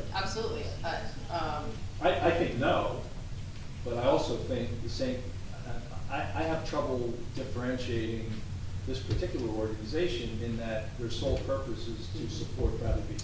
I am not looking to make this a moneymaker. That's not what I'm looking for some form of consistency and also making sure that if there are DPW resources used, I know that we say we're gonna invoice them, and I also don't, you know, which is good, and I assume you have a tracking for that, but also when we have these big events, and I know Erica said that they don't require police because we're not closing roads, but I don't understand how we can say that we're gonna have all these people in one place and not have a police officer there. We don't have a police officer there at these big events? Well, I'll let Jim answer that. Certain events, yes. Certain events. And what's the criteria for having a police officer, not just when there's alcohol? Just, Obviously, how large the event is, plays a big part. yeah. But there's obviously more events now than events. Pardon, I'm sorry. There's more events going on now than there was in the past. Yes, right, right. So, I assume that there would also be, if there were any police fees, that it would be included in that. Any other comments, John? Yeah, no, I have comments, and, this resolution is also about waiving the fee. I know I spoke to Ms. Gavin just today. I learned some new information since then, so I would like to approve this ordinance, but without waiving the fee. But I want to be clear, I'm not in favor of charging them the fee for every single event. I feel like we should take this fee from them this one time, and, as it says here, if there were additional costs to the town, that should be noted, invoiced, whatever. And then maybe we can treat this like a security deposit and it can be taken out of this. But I believe that the tourism was actually charged $2,500 for the event that was just this last weekend. And I have another question. A resident mentioned before. Have we ever, Mr. Mayor, do you know if we've taken a look at or have we asked DPW, hey, can you tell us what it costs when these events come to town? What are the extra costs? What's the overtime? So have we done that with DPW? We have, and we've charged organizations. Okay, so they kind of know what it takes, so they should.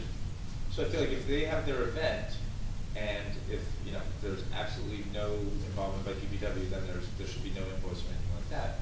But if DPW has undertaken this process and they kind of know this is what this costs, and this is what that costs, or just hours or whatever. So after the event, if we go back to DPW and say, hey, did you incur any other event, any other costs, then we should have a handle on that, and we can. So the current process to do that is I don't know if you can see the supervisor of DPW meets often with the borough administrator, and those are the kinds of things they review, and he will actually quantify and say, we spent 2 people X amount of hours doing what we're doing. Okay, so that's great. I love that happens. So I feel like if we have a $2,500, kind of like a security deposit from the BBCA one time, and then that process happens after all of these events, obviously, except for one, which, the food pickup's not going to require anything in the park or anything like that from DPW. I feel like that's a good way to do this, and I wonder if we can pass a resolution such as that this evening. Can finance hold the $2,500 check and not pay? No, you're not supposed to hold borough funds for more than 48 hours. Yeah. Learning new stuff all the time. Okay. Okay. Are we able to reimburse, like say we get to the end of That's the not summer? a question. What's ordinance the states. purpose of, I don't think they're going anywhere. I mean, I know where she lives. All right, but my question is, but if law doesn't allow us to treat this like a security deposit and hold on to it, can we reimburse money at the end if we get through these events at the end of the year, like, you know what, all those invoices only added up to $1,000, so here's $1,500 back. Can we do that? Be a nice Christmas present. Can we? Craig, do you have any idea if we can, is that legal? I don't know, you're going to spitball it. The ordinance clearly states that $2,500 is a non-refundable fee. Well, code refunds money. I got a 27th bank account. Have to table it until we get more information. Well, I don't think it's a table because we have an event next week. Well, doesn't matter. We reimburse the money if it comes down to it. We do have a meeting So before may that. I offer something? I would love to hear from you. Yes. We'll pay the one time if that makes everyone feel comfortable. And if it doesn't, excuse me, I just am offering the resolution. I'm confirming and saying we would absolutely one time, if that feels right to the council. I mean, I can't, I mean, if you guys have 8 events at $2,500, I can't do the math, so I can't see you guys coming up with $25,000 to. No, I'm one time. No, I'm not. We're So, agreeing yeah, with you. I'm I agreeing, can't see you I'm doing agreeing with you, I can't see you paying, you know, $20,000 to do the events when it's for, you know, my town people may not agree That with was me, you are. originally, I believe that's originally what we had planned. We were gonna pay the one-time $2,500. I told you I couldn't hold on to the check, so I gave it back to you, because you didn't want it cash. Can you table this? Yeah. No. Where is it? Well, because these events are getting planned and they have to be planned. But what is it? We, order please. Order please. I think technically we could. Where's the design? It's not May 11th, however, it's not ideal, I get that. It's not. Can we change this resolution to reflect what Ms. Gavin just said? And we pass this resolution and we don't waive the fee. That's correct. But we're really talking about this one time. I mean, can we change the language on the fly to do that? That's what they're talking about. I think we can. But can we change the language on this on the fly and just make it reflect that they're. Yeah, you That guys they'll run the pay, town, they'll you pay can the waive one-time everything. $2,500? No, but I'm saying change the resolution on the Yes. fly. And make it Let so. me get to the resolution. Yeah, I'm clicking all over this. Yeah, turn off the Mets game, what are you doing? I wish I had. I don't think the Mets play all the time. Just kidding. They're on the West Coast. 98, right? They won. Thank you. Just see the comment on the paragraph on the bottom.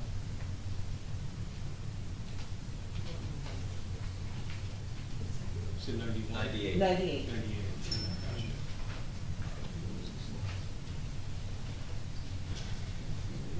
Yeah, the, it's a Consumer goal says there. the center can bring in,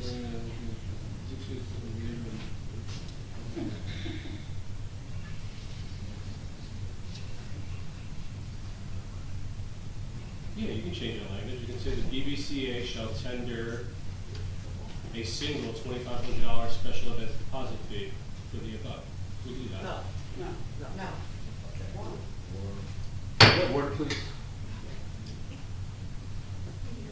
Okay, so, So your motion to amend the, if you want to consider that, you move to amend the resolution, and then you can vote on the new language. I would like to make a motion that we amend the language of this resolution, To require a single special event deposit fee in connection with the event. what he said. Yeah, give him that. Okay. In order to move us forward, and, so we have to vote on amending it first. Yes. Or, Yeah. Yes. okay, so I'm making that motion. Second. Mr. Noble absent, Mr. Gubatose absent, Ms. Mahoney? Yes. Mr. Weber? Yes. Mayor Fox?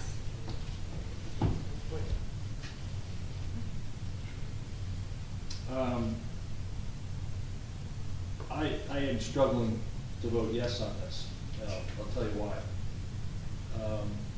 It's not because I don't support the BBBCA, but I struggle with not providing some level of support to an organization that does nothing but support Bradley Beach. It's not a foundation, it's not a pass-through, and we've had a relationship where we co-sponsor events. They've never taken advantage of that. Their sole purpose is to promote our town, and their volunteer base is incredible. So we're treating them like they're outsiders, and in fact, they're not. So I struggle with just the whole treatment of this particular organization. The example before, our fire department is second to none. They have a 5K, they make some money off of that. We expend a tremendous amount of resources in DPW and police. We don't charge them. Why? Because they're here to support Bradley Beach. So that's why I struggle with this. I will vote yes, but I hope we can relook at this ordinance and treat a volunteer base and a group that does nothing but support this community and the businesses in this community. Treat them more like a true partner and not somebody that we're just transacting business with, so I felt it was. Okay, next, ordinance. Now we have to do. Oh, I'm sorry. I'm sorry. Yeah, you voted to pass- change it, now we have to. To pass the resolution. To pass the resolution. What I said before. Yeah. Okay, do you, Yeah. okay. Motion Motion. to adopt resolution, okay. Second. Mr. Noble absent, Mr. Gubertozzi absent, Ms. Mahoney? Yes. Mr. Weber? Yes. Mayor Fox? What I said before, yes. Okay. And that's the revised? Yes, that's the Okay. revised. Okay, 2024-99, approval of Fresh Markets New Jersey to conduct their farmers in the market at Raleigh Park, June 1st, July 6th, August 2nd, September 7th, from 10 a.m. to 2 p.m. Make a motion to approve 2024-99. I would like to do the same thing and revise the language of this. This is a for-profit venture. I don't want to waive their fee. I do want everybody to know that with these markets, they are offering our Main Street businesses a free booth at these fresh markets, what do they call it? Yes, farmers markets. So there's inclusion of businesses in town, and basically that was kind of the deal to get them to come to do this. However, I don't feel right waiving the fee for this. So kind of like the last one, they're having 4 events. Would love to make it so we just ask them for the fee for the one time to cover the 4 events. And so I will make a motion that we revise this language similar to the last one and ask for the $2,500 fee for one time for this for-profit venture. I didn't realize they were giving, our Yeah. businesses, Free spot. they're giving them a free spot. Yeah, but they're bringing plenty of their own, I believe, so, yeah, so it's a combination. Oh. So, yes, right? No, that was For a second. I'll second it. Okay. Mr. Noble absent, Mr. Gubertozzi absent, Ms. Mahoney? I think they're a for-profit. Why aren't we just making them pay every time? Because I think they won't come then. Right. Yeah. Like there's, Yeah. so many dollars for that. Right. And they're gonna reimburse all expenses. Yes. Yes. Mr. Weber? Yes, on this Amended. motion to revise it, yes. Okay. Mayor Fox? Yes. Okay, make a motion to approve 2024-98 as amended. Not 2024-98, it's 2024-99, I'm sorry. Second. Okay, Mr. Noble absent, Mr. Gubertozzi? It's absent too. Absent, Ms. Mahoney? Sorry, my brain. Yes. Mr. Weber? Yes. Mayor Fox? Yes. 2024-100, approving facility rental application agreement in accordance with the ordinance 2024-4, creating new chapter 352, public facility rentals adopted simultaneously herewith. Make a motion to approve. Just a second. Speaking of fees, I have a question. I'm still not 100% sure on why this, we did an ordinance for this, which we just passed earlier in the meeting, and we also need a resolution. I'm still not 100% sure. It was explained to me, but now I can't remember that. Go ahead, yeah, please. So, long story short, the borough has a practice with the facility rental agreement that's on there, has been used for a significant period of time, and works very well, and as you can see, the fees are all worked out, everyone's happy in general. There was a question of one of our employees as to where this is found in the borough code, and the fact is that it wasn't, so they brought that to Barrett's attention, they brought it to my attention. So the ordinance codifies the fees, and it indicates they'll be set by resolution of the governing body. So insofar as you adopt the ordinance tonight, that resolution essentially is setting the fees and the procedures which were already in place, so it's codified. Does that make sense? The ordinance just references resolution, that's the resolution. Gotcha. Thank you. So I will second that. Mr. Noble absent, Mr. Gubertozzi absent, Ms. Mahoney? Yes. Mr. Weber? Yes. Mayor Fox? Yes. 24-101, approving and directing the planting of shade trees and the planting the wells at various locations along Main Street. So I would like to make a motion to adopt resolution 2024-101. Second.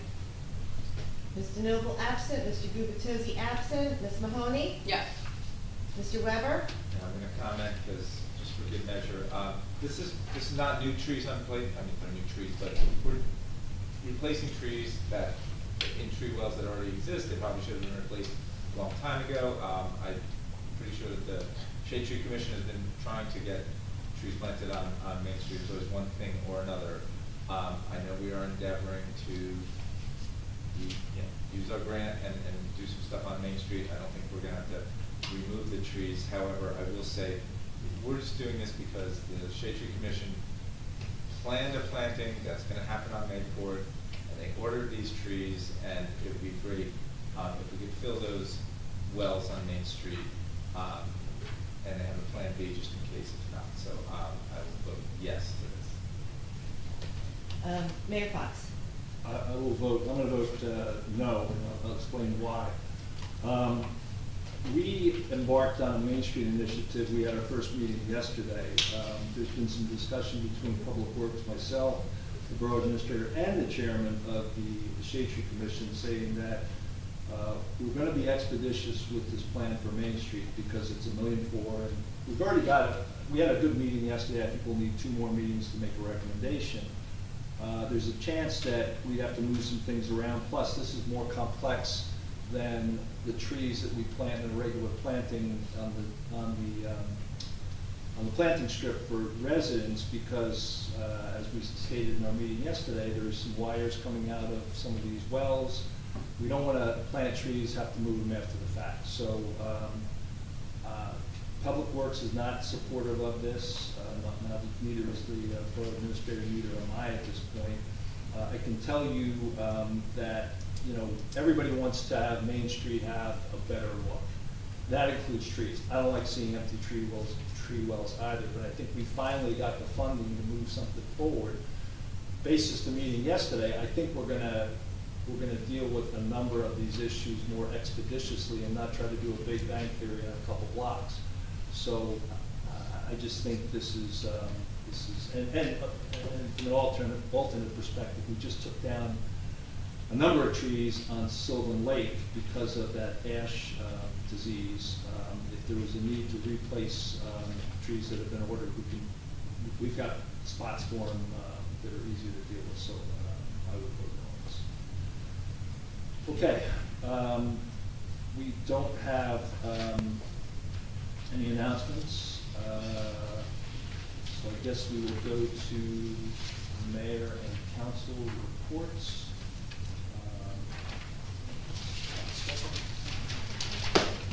Why don't we start with Councilman Wood?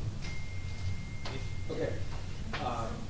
I will, start by commenting on this resolution that we just passed. I listened to what the mayor just said, and it reminded me that we had an email exchange, and he just said, the decision had been made by himself and the administrator and the head of the DPW, but that's not what our ordinance says. Our ordinance doesn't say those 3 people decide what gets planted on Main Street. It actually says the mayor and council.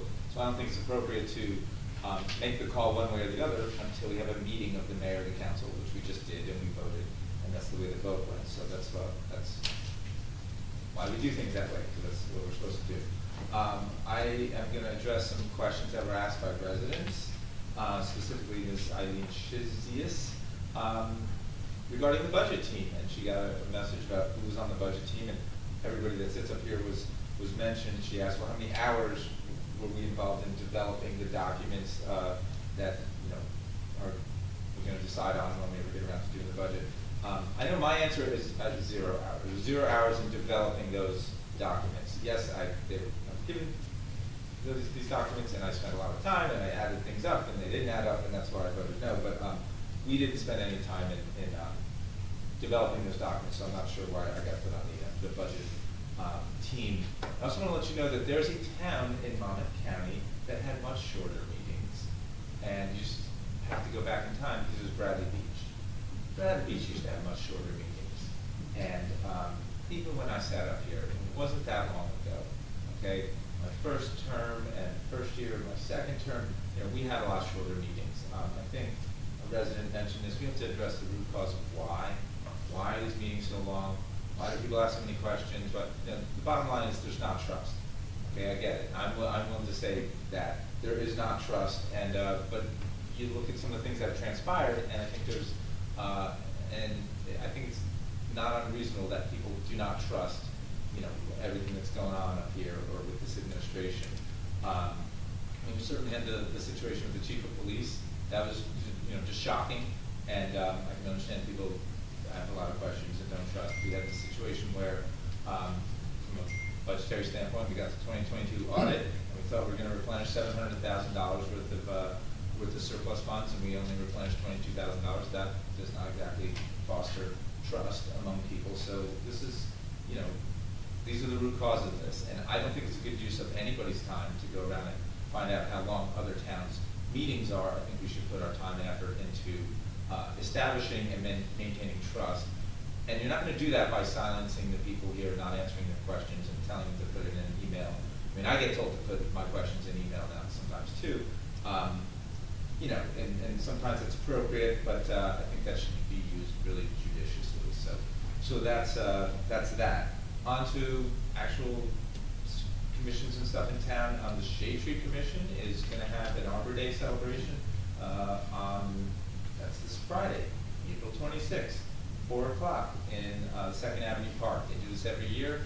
Plant a tree in honor of the 8th grade graduating class. It's a great celebration. We're not sure how many 8th graders are going to get there this time because of.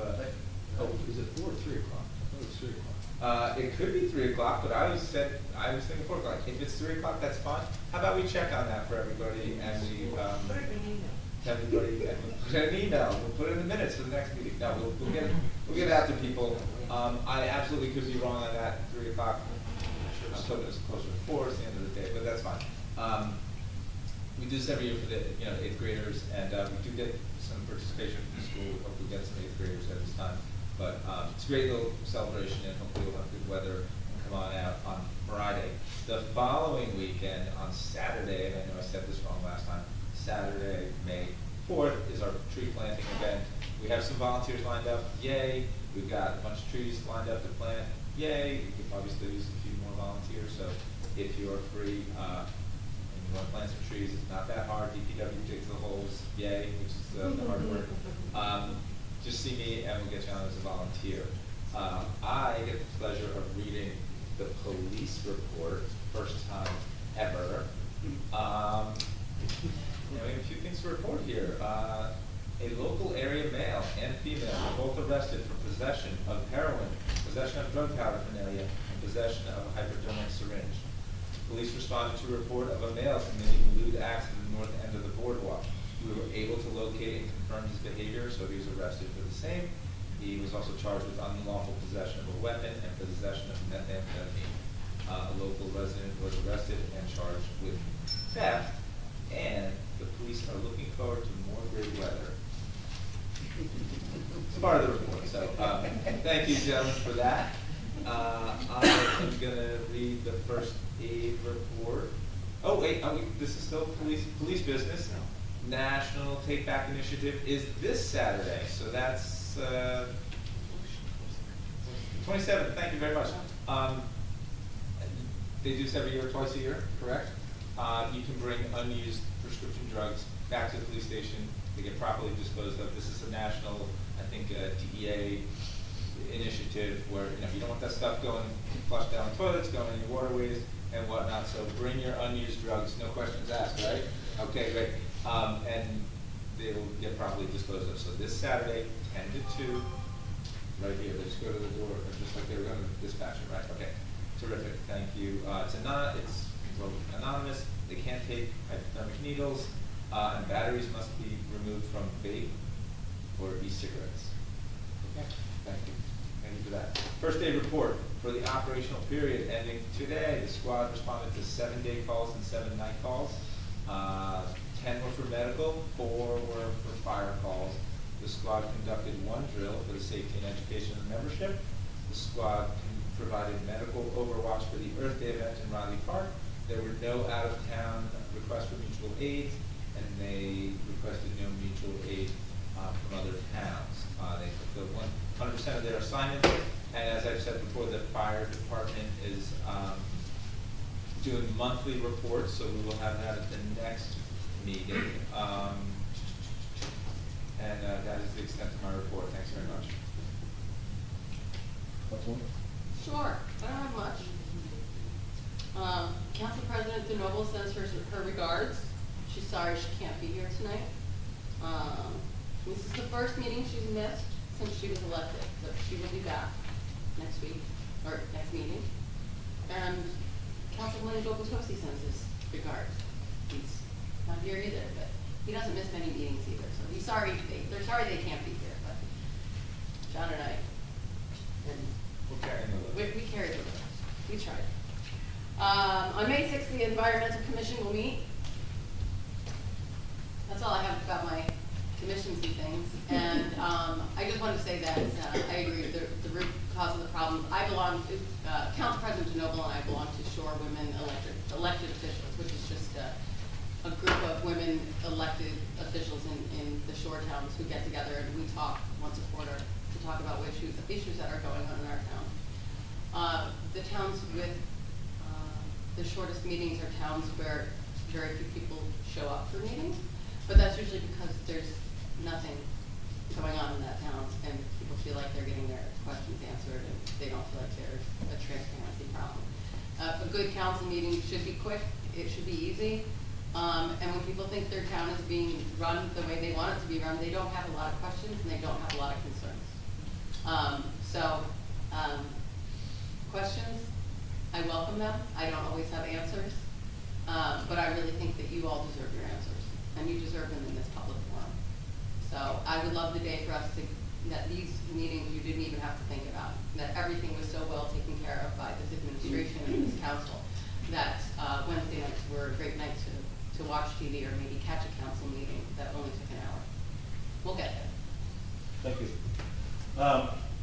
So I'll start my comments, but I do want to make just a comment to Councilman Weber. The context in which you were on that team was that each council person was provided, one of the biggest variable areas of our budget is the capital improvement process. What projects of capital we are going to embark on. So I believe and I was not part of that interface initially with the borough administrator, but I believe she went out and asked everybody to get their capital improvement input to her. So that's a key part of the budget. It's not super lengthy, but it's a key part of the budget. So I'm not sure whether you did or didn't supply that. If you didn't, you just missed your chance. No, that makes sense. I didn't know that may be part of the budget team, but got it. Well, that's one of the key, one of the most variable key pieces of the budget is capital. When you take all the fixed costs we have, our biggest area of room from a variability perspective is capital. I just wanted to make that point. I've got a couple things, I'll try to be brief. First, again, Main Street, small team kicked off and we had a productive meeting yesterday. We'll keep you posted. Infrastructure project status. We've had a couple of meetings with CME on the North Side Promenade building, Promenade Grant, Main Street, Sylvan Lake, which is very new, and some other miscellaneous grants. We'll be framing, actually I'm going to work with them to frame the status process for all those projects, because there are phases of all those projects. We have over $9 million of funding that's come in, and we want to be able to utilize that to improve our community. So I'm very optimistic with CME. We're meeting with them every other Friday. They're telling me about the applications you're getting in, the survey you're doing, so I'm pleased with that. I think Main Street, we can get a pretty good recommendation together within 4 to 5 weeks. The other projects are in process, so we hope to get that on board here pretty quick. The team of people seem energetic about that. For those who live on the south part of town, you'll see water in Sylvan Lake and the whole lake, which is good. That tells us that the flume project worked. It's a temporary fix. That's a huge project coming up this fall between the outfall pipe with Sylvan Lake, and we're going to have to replace that unit. This is a temporary fix that we put in. Hopefully it will last through the duration of when we need it. I'm going to be meeting with the Avon mayor to talk about sequencing on that flume. My opinion is we put a permanent fix on, which we just fixed first, and then the secondary fix is going to start in October and probably take us through March, which is a huge project. We're estimating between $3 and $4 million right now, which is pretty big numbers. I'd ask you to check the website for library and recreation activities that are coming up. I do want to mention and thank DPW, Biagio Capone, and his team. One of our pieces, they kind of took a shared service action on their own initiative along with the borough administrator. Our Bobcat, which is one of our bigger pieces of equipment, broke down. The estimate we got was $12,200, and he enlisted some mutual support from Belmar. We've helped them on a number of occasions. We went to Belmar, and they were able to get the Bobcat fixed for us in their shop for less than $4,000. So, that's an example of some good initiative and some cost savings that could have really cost us a few dollars for that piece of equipment. I want to make one other comment about the food pantry. I don't know if people are aware of this, but I'm personally heartbroken by this, that they announced yesterday that they will close prematurely on May 17th. They had committed to relocating and have been very active in acquiring a new property, which is in process, but unfortunately, the pressure was applied to them in the interim that created a really untenable situation. My biggest concern, when you think about that enterprise, I've always called that probably the most important enterprise in Bradley Beach. They support about 750 families in about 10 towns around us, including Bradley Beach. Not as important, but very important, is we just talked about National Volunteer Week. We've got 175 people that have been committed to and worked in that food pantry that I guess there's a meeting next week that the director's going to have to explain what's going on. But they will close on May 17th. And it is a shame, the acceleration of this closure. So I don't know all the details of that acceleration, but from the briefings I've gotten, it seemed like there was a process and a plan in place. It's unfortunate that whatever impatience drove them to this happened, because I do believe the new site, if they do get that new site, it's going to take a little bit of time to retrofit.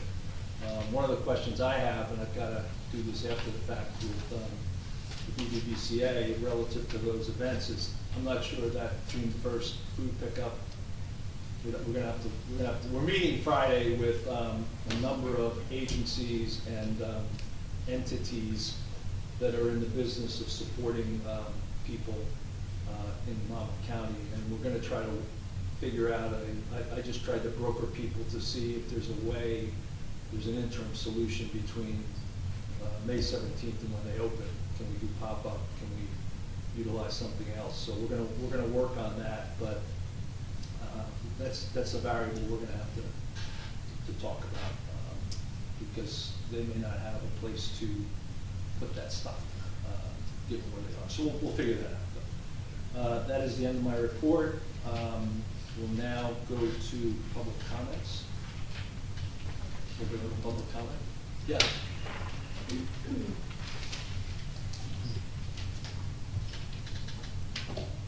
William Shook, 135th Avenue, Bradley Beach, and Deputy Coordinator OEM for Bradley Beach. The reason I'm mentioning that is I received an email yesterday from one of our surrounding towns, Neptune City, And basically, it's a resolution that they adopted on April 22nd.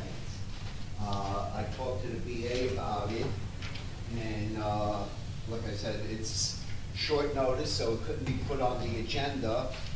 But I would like to see it placed into your next meeting's agenda, and that is requesting authorization, requesting general financial support under the state's fiscal year 2025 budget for regional flood study. This is to submit a request to the state of New Jersey for $500,000 to conduct a regional flood. This is actually going to help the residents by Sylvan Lake on Bradley Boulevard, but more, it's going to help the residents at the north end of town by Fletcher Lake. We have to understand, our lakes do not just get rainwater, they also get water from other towns through their storm water. Like Fletcher, Sylvan Lake gets it from Neptune City. There's actually a pipe from Neptune City that goes right into Sylvan Lake, and it dumps in there and eventually dumps into the ocean.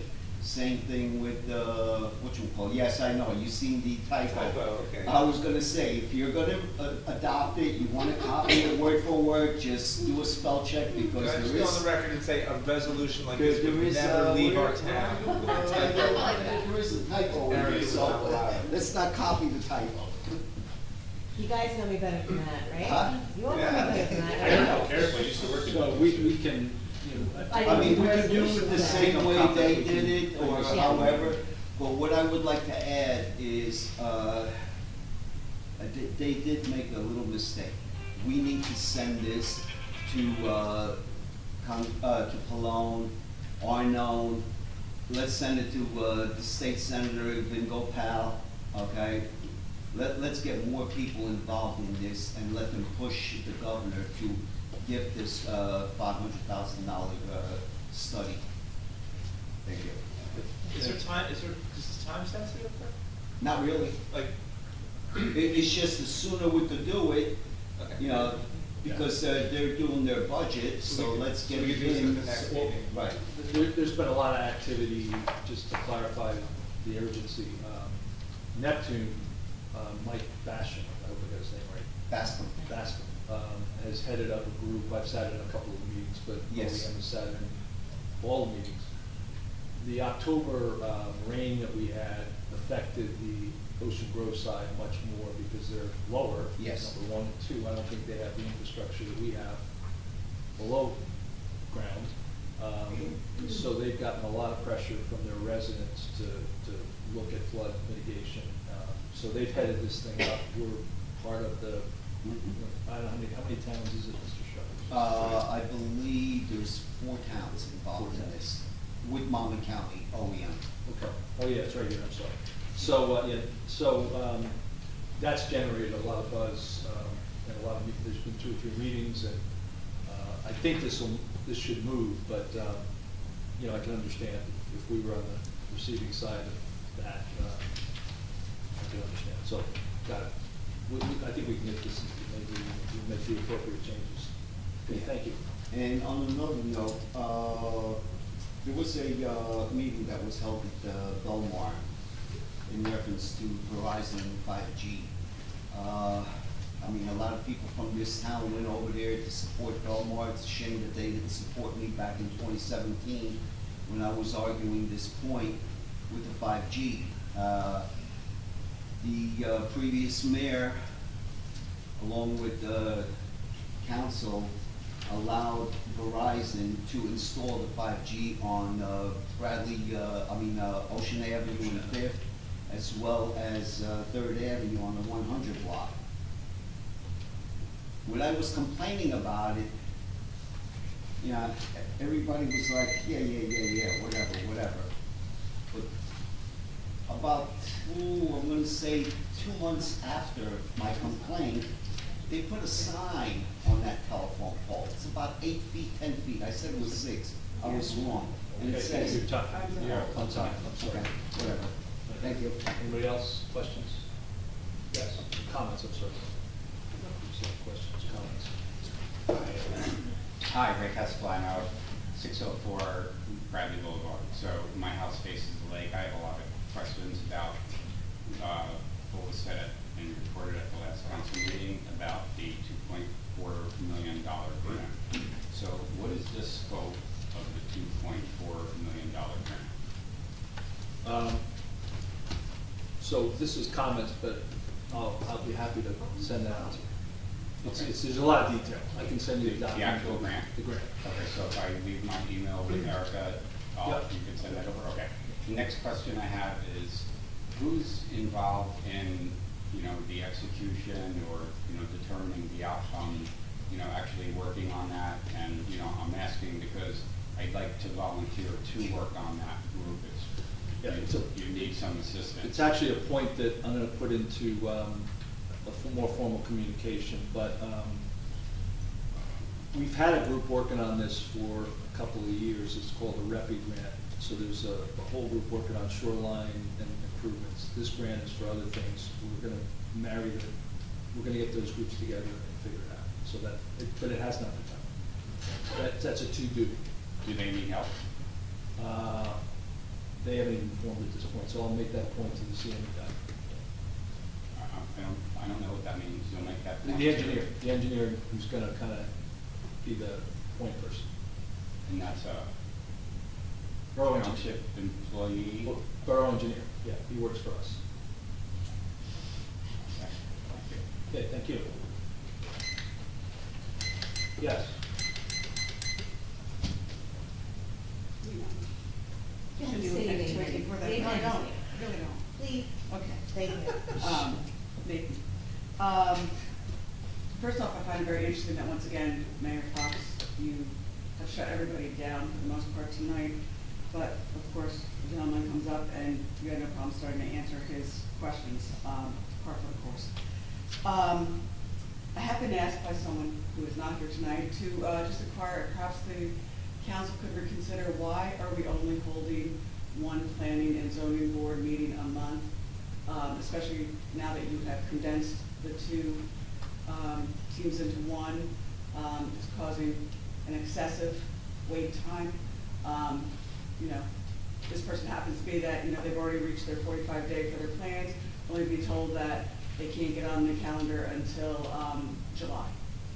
So this is someone who obviously has spent over $1 million, will spend more than $1 million building and renovating their house, but can't do so because they can't get on the calendar. So I read somewhere it was written, or it was back in the day, that we are entitled to have 2 meetings a month, and that the group has chosen only to do one, but that a special meeting can be called for, but isn't always given. So perhaps with all of the reconstruction and building that goes on in this town, perhaps you could look to readdress that, and maybe, if we can have meetings twice a month, why can't those that are only here to better our community have twice a month, and maybe move that along? I'm on the land use board, so I could send it over to the secretary. Please talk to that. Yeah. I appreciate that. Again, someone else asked me to bring up, since we are focusing on volunteer, and we are a tight-knit community, and we want to promote that. There was a recent GoFundMe put out on our Facebook pages for one of our residents, Megan Gingerelli. She's on the wait list for a liver transplant. She's a single mother, 3 kids. I applaud everybody that has given graciously and donated, but we're only about halfway there. So if anybody could share that with anybody, that would be greatly appreciated. Another point of thanks, we'd like to thank actually the police department and animal control. We recently had this weekend an incident where woke up to a very loud noise on Saturday morning to my dog being attacked by a huge raccoon in my backyard. And he was thinking about me, but he went for my dog instead, otherwise I would have taken him out. But we called the police and asked them to inform animal control. They did. Animal control did get back to us 2 hours later and said that they had captured one. Don't know if it's the same one or not, but they're sending it out for testing. And of course, we made notification on the Facebook page so everybody would be aware for their own safety and their pets. And our pet was taken in for just preventative rabies boosters and antibiotics just in case. So I applaud you, thank you for getting on top of that. Really do appreciate that.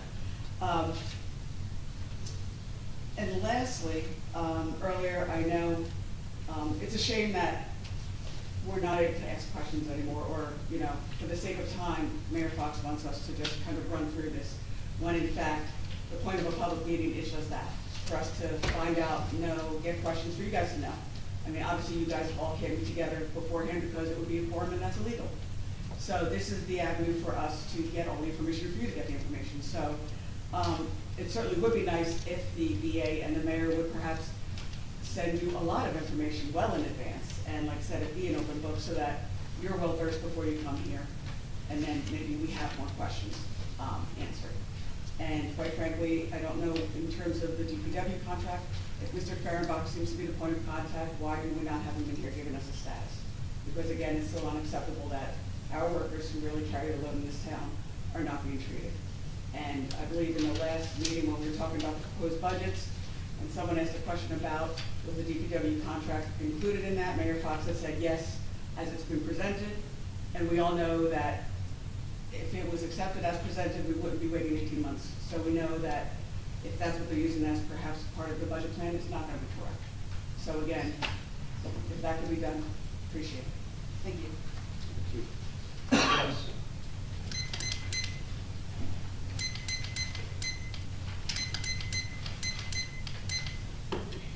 Brigitte McGuire, 610 Brinley Ave. Okay, I have a few things. I do want to say I'm disappointed about the event fee situation. I do think it needed to be tabled, both resolutions for both entities, and I want to explain why I believe so. The fact that tourism may have been charged, and I know that seems, we're not sure, but if that's the case, that's a huge issue, that we have our town event department being charged for events, and we're waiving fees for private entities. I don't believe the BBVCA needed to pay $2,500 for each event. Absolutely not. It's a nonprofit company. I do think we needed to table it so that we could come up with an agreed amount that would cover all those events. I don't know if the owner of the farm market was contacted, but I think it is a huge disrespect to have removed the waived fee without him knowing and pass that. And now suddenly it's not waived. And I don't know that he knew about that. And as a business owner, that would piss me off greatly. I do think he needs to pay for each event. But I just don't think that should have been done without him being informed. I do want to thank the council for voting down the introduction of the budget. Like I said earlier, I'm going to continue repeating and stressing the need for forensic investigation into our finances in this town. I really, really hope we can continue voting this down so that the DCA can step in. I think it's really necessary. I do want to remind everyone that I had Oprah'd the federal funding we got through the American Rescue Plan, the COVID money for 2021 and 2022, $434,000. And when I asked, I was given that there were no responsive records. I got that same answer about 3 times. Then after 3 times of no responsive records, I was given in Edmund's list of that amount of money sort of just being tossed around into accounts with still no bank account it was deposited into, which I had asked for, and no allocations of where that money was allocated. No information on that.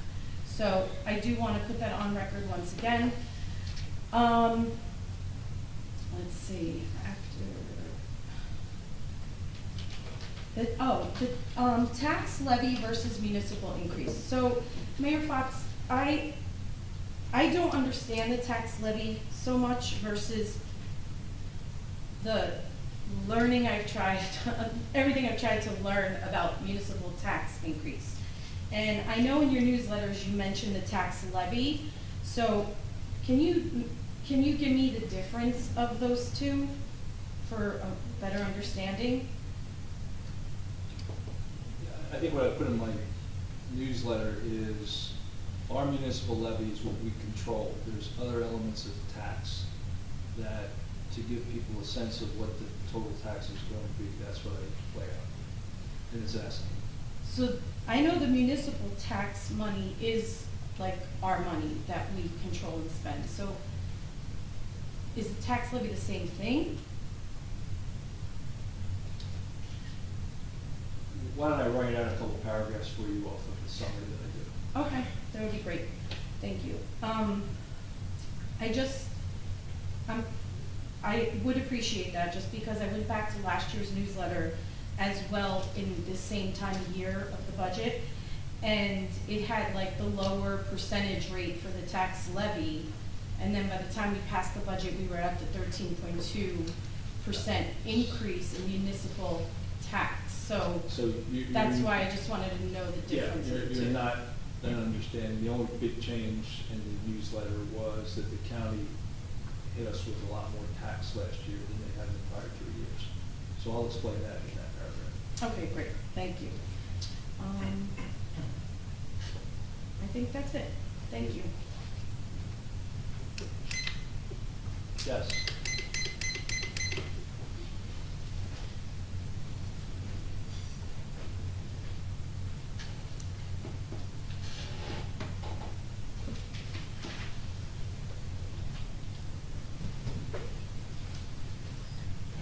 Nancy Meadow, Ocean Park condominiums. Mr. Weber, school gets out at 3:10. So I share that with you. This meeting got off to a pretty embarrassing and repulsive start. And if you don't want to hear what we have to say, you may leave. That being said, also, I find it offensive that Passover was brought up and Ramadan was not brought up, which is one of the most religious holidays for the people that follow that religion. But, you know, that's us, let's offend somebody that was skipped over last month.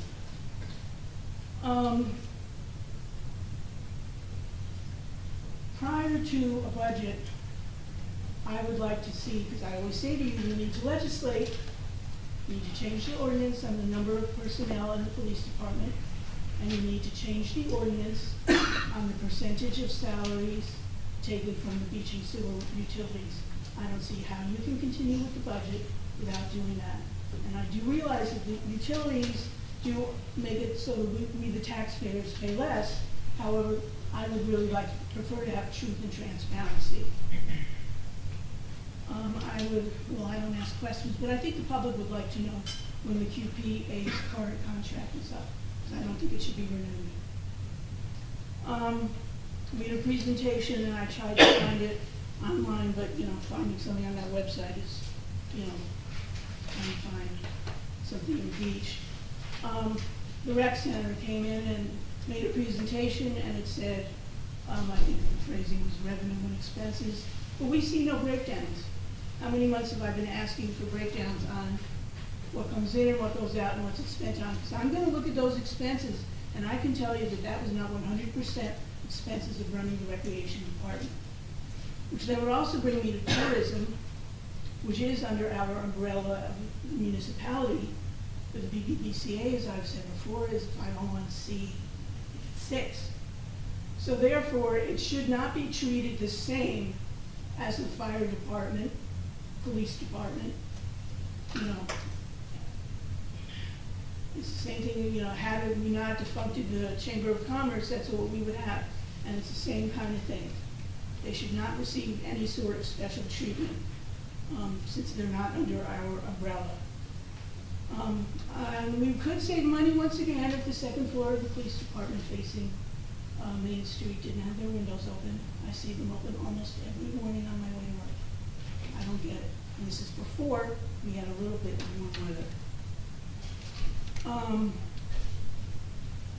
I don't understand why, once again, I have offered something and we don't have any records on some bills. They were bills that we did not approve for payment, and we no longer have records on them. So, like, where'd they go? You know what happens to your bills when you don't pay them? Where'd they go? We don't seem to have information. And then that would bring me to the last meeting we had, when a tenant spoke about her personal landlord issues during the consent agenda part of the meeting. Now, I've been saying since December 15th, at this point in the meeting, that I have a landlord issue. And that has been ignored by this entity, as well as by the code department. So I wrote a letter. I have no answer. So don't brush us off and think that we believe you're going to give us appropriate responses. We have the right to know and have answers, or whatever it is, because you serve at our pleasure. And I want to thank Mr. Weber and Ms. Mahoney for your votes this evening, many of which I didn't agree with. But they did have well thought out and professionally stated answers. And that just goes so far in making us the community that we used to be. The website. How many times do I have to say, you need to do something about this? Now we've got every department doing their own, so we've got different fonts, different styles. The point was consistency, which would tie into a little bit of your branding, but not totally. But it's beyond my realm of comprehension why we're so dysfunctional. Well, I do know why. But why we're allowed to be so dysfunctional, why employees are allowed to be that way. And yes, I can say it because it's freedom of speech in America. And that, quite honestly, with no endorsement of anyone in particular, trumps everything else. Thank you, Ms. Bell.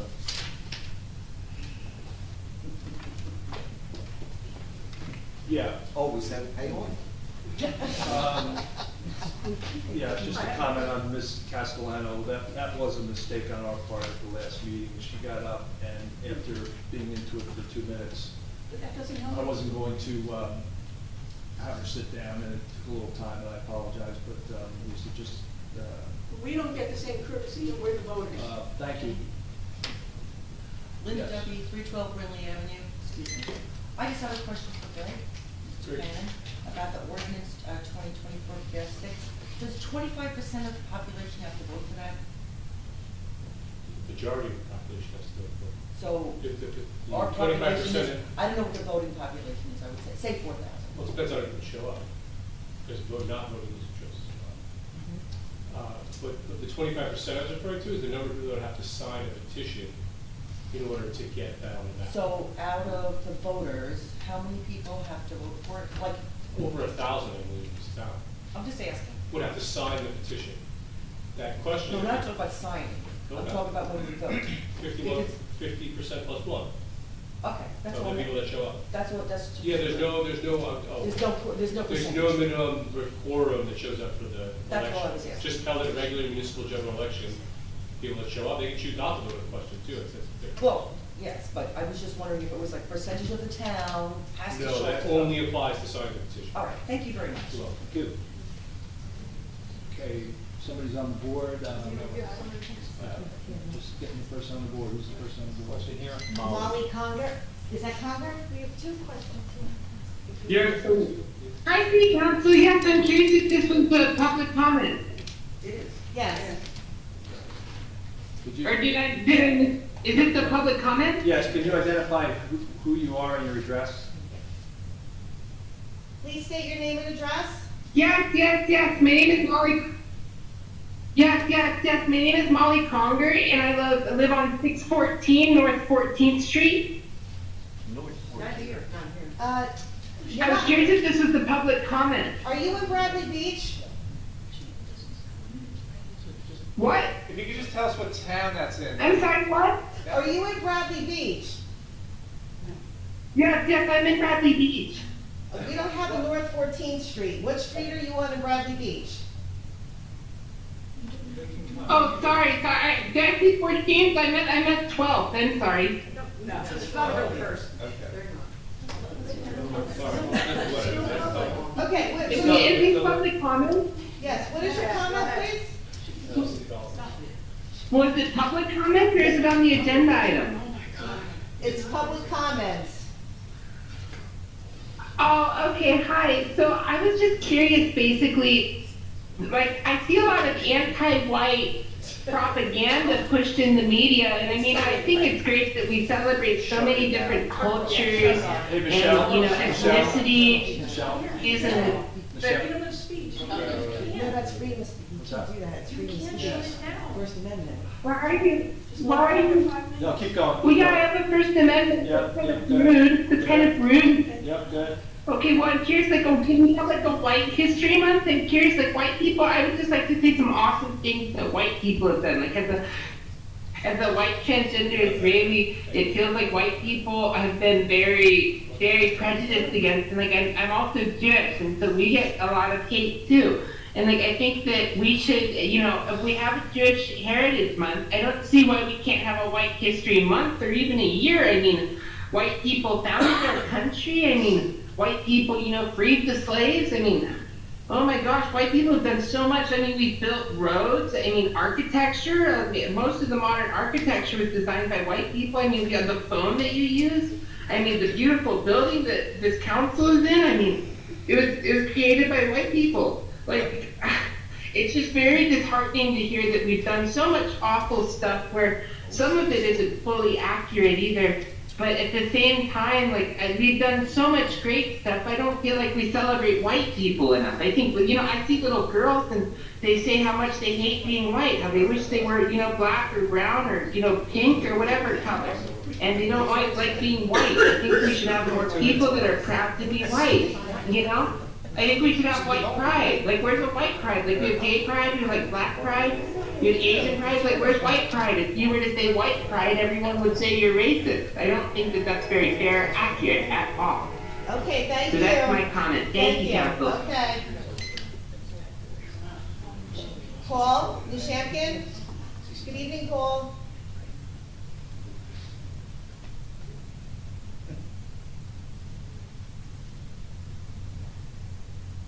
Hello, can you hear me? Yes.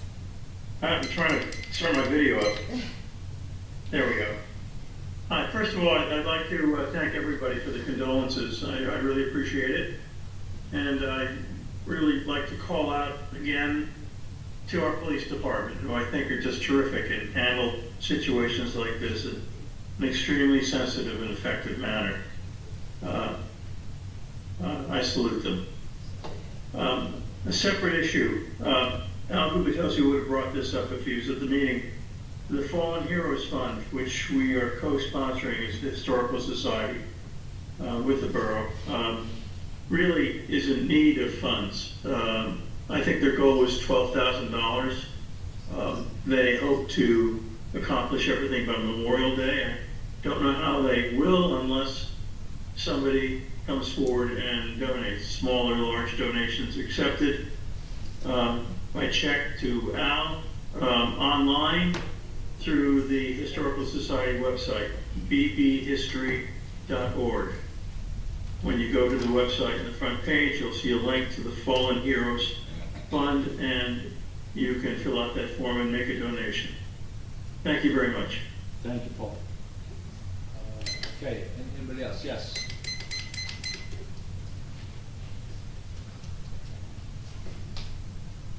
Mike Flynn, 600 4th Avenue. Excuse me. In the 2022 audit, there were total of 16 internal control and compliance matters. One of them was considered a material weakness. 8 of these matters were the same issues mentioned in the 2021 audit report.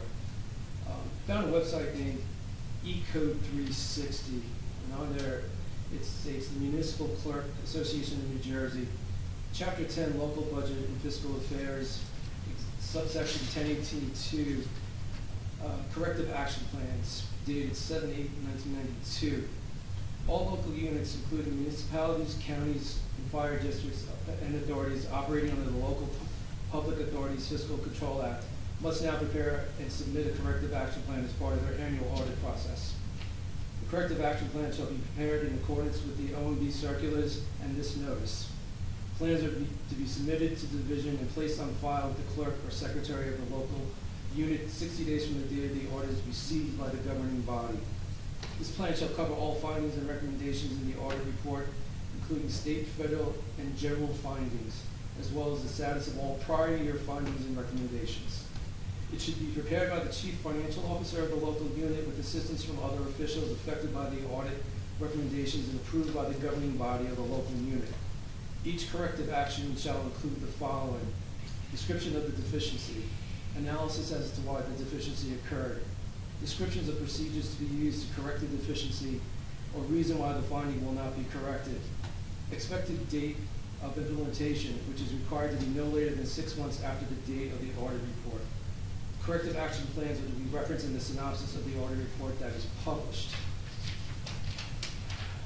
On November 22nd, 2022 and March 27th, 2024, there were 2 resolutions passed which our governing body certified the annual audits for 21 and 22. I've gone through all the resolutions from 2022 through 2024, and I don't see a resolution accepting the corrective plan. To clarify, for this year? For 21 and 22. For 21, 22? Correct. Okay. I recently found an example of one from West Cape May for their 2021 audit, and this resolution followed right after the resolution that certified their annual audit. Since our former government may be different than West Cape May, are we exempt from this process of preparing and submitting corrective action plans as part of the annual audit process, or did I just miss the approved resolution from our website? No, the 2022 is, corrective action plan isn't completed yet. That's being done. And what about 2021? I'll have to follow up on that, because I know that we did a corrective action plan. Thank you. Also, doing my research, I found annual audits from different municipalities' libraries. For ours, I didn't find one on the borough's website or the library's website. I also couldn't find anything on the state level. I was surprised that I couldn't find anything since there was a recent RFP from the library requesting audit services for 2024. And many of the meeting agendas mentioned financial reports comparing budgets and actual results. I called the State Library of New Jersey and left a message for Robert Keith, who is the Director of Library Law, State Aid, and Statistics, and left him a voicemail asking where I could find a copy of the most recent audit, or was I library exempt from having to do one. He called me back and told me that the library wasn't exempt from doing them, and he was surprised to find out that one hadn't been done, performed for several years. That's not correct. It's not. It's Okay. not. So if he's, is there any way to get copies of those? Or get the library director has it. We reviewed last year's, I think, 2 meetings ago. Yeah, she's on that. She has it. So Mr. Hughes gave me the wrong information. You got wrong information. Okay. That's correct. Wonderful. Thanks so much. Appreciate it. Okay, thank you. Yes. Lauren Egbert, 404.5 Brimley Avenue. This gentleman just hit on exactly what I haven't been able to quite get out of my mind since I heard about the 2022 audit, and that was findings at the very end of the audit that anybody can find on our website. And it cites things like a lack of accurate and timely maintenance of the general ledger to prevent and detect and correct misstatements or mistakes. And it goes on with several recommendations and what they say could be the effect of our deficiencies there. And this is the first that I've learned that there's a corrective report. I mean, that was the kind of information that I planned to stand up and ask. And I'm wondering if that is a public document and if our council has been involved in looking that over. And if we have any assurances that we know with accuracy what is coming in, what is going out, if goods that are paid for are received. I don't know how we can go forward. We talk a lot about the budget, but if we have no internal controls or we can't rely on our internal controls, I want to know how to fix that. It seems to me, absolutely fundamental. And that major concern number one. Second major concern is having DPW and other wonderful employees of our borough working without a contract for how long? 20 months? Pardon? It's probably 15 or 16. 15 or 16 months. Okay. And that, once a contract's settled, we're gonna owe back money to them too, aren't we? Right. And if we don't know, I'd say, let's get a contract to these people, principally because they deserve to be paid and deserve to be, I don't think we can pay them what they're worth, quite frankly, but as close as we can. And we also need that information to have accurate budget projections. So, the last thing I'd like to say is part of the budget conversation that I heard last time I was here involved elimination of positions through attrition. And I think I heard mention the possibility of 2 of them being in the DPW. And I don't know if it's been shared with our council at all or with anyone, what positions, at what salary levels we're planning, because really, I mean, the details of this budget is the plan of how our government's going to operate for the next year. It's not just numbers or arguing about numbers. It's how we're going to operate as a town. And I'm concerned about balancing the budget in this way, particularly without the details. Thank you. Thank you. Okay, I'll make a motion to close the meeting. Second. All in favor? Aye. Thank you, everybody. Have a good evening.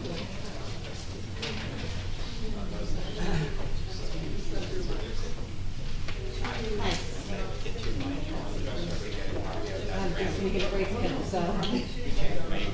Break for the night.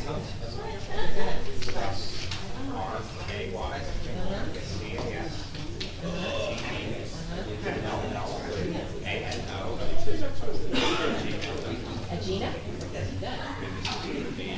Wish there was a time to finish like I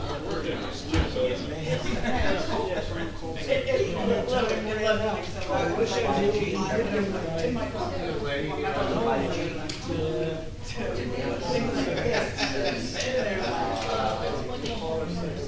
this was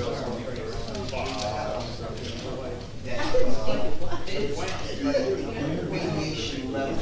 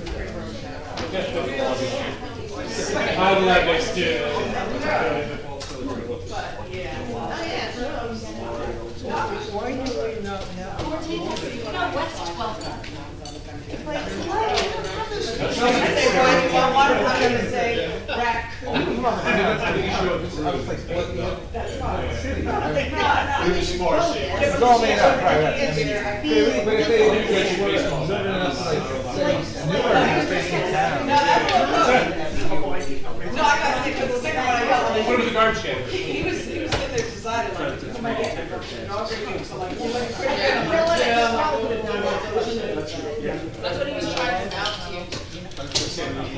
I can't read that well.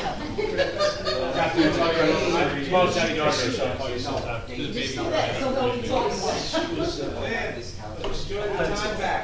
Yeah.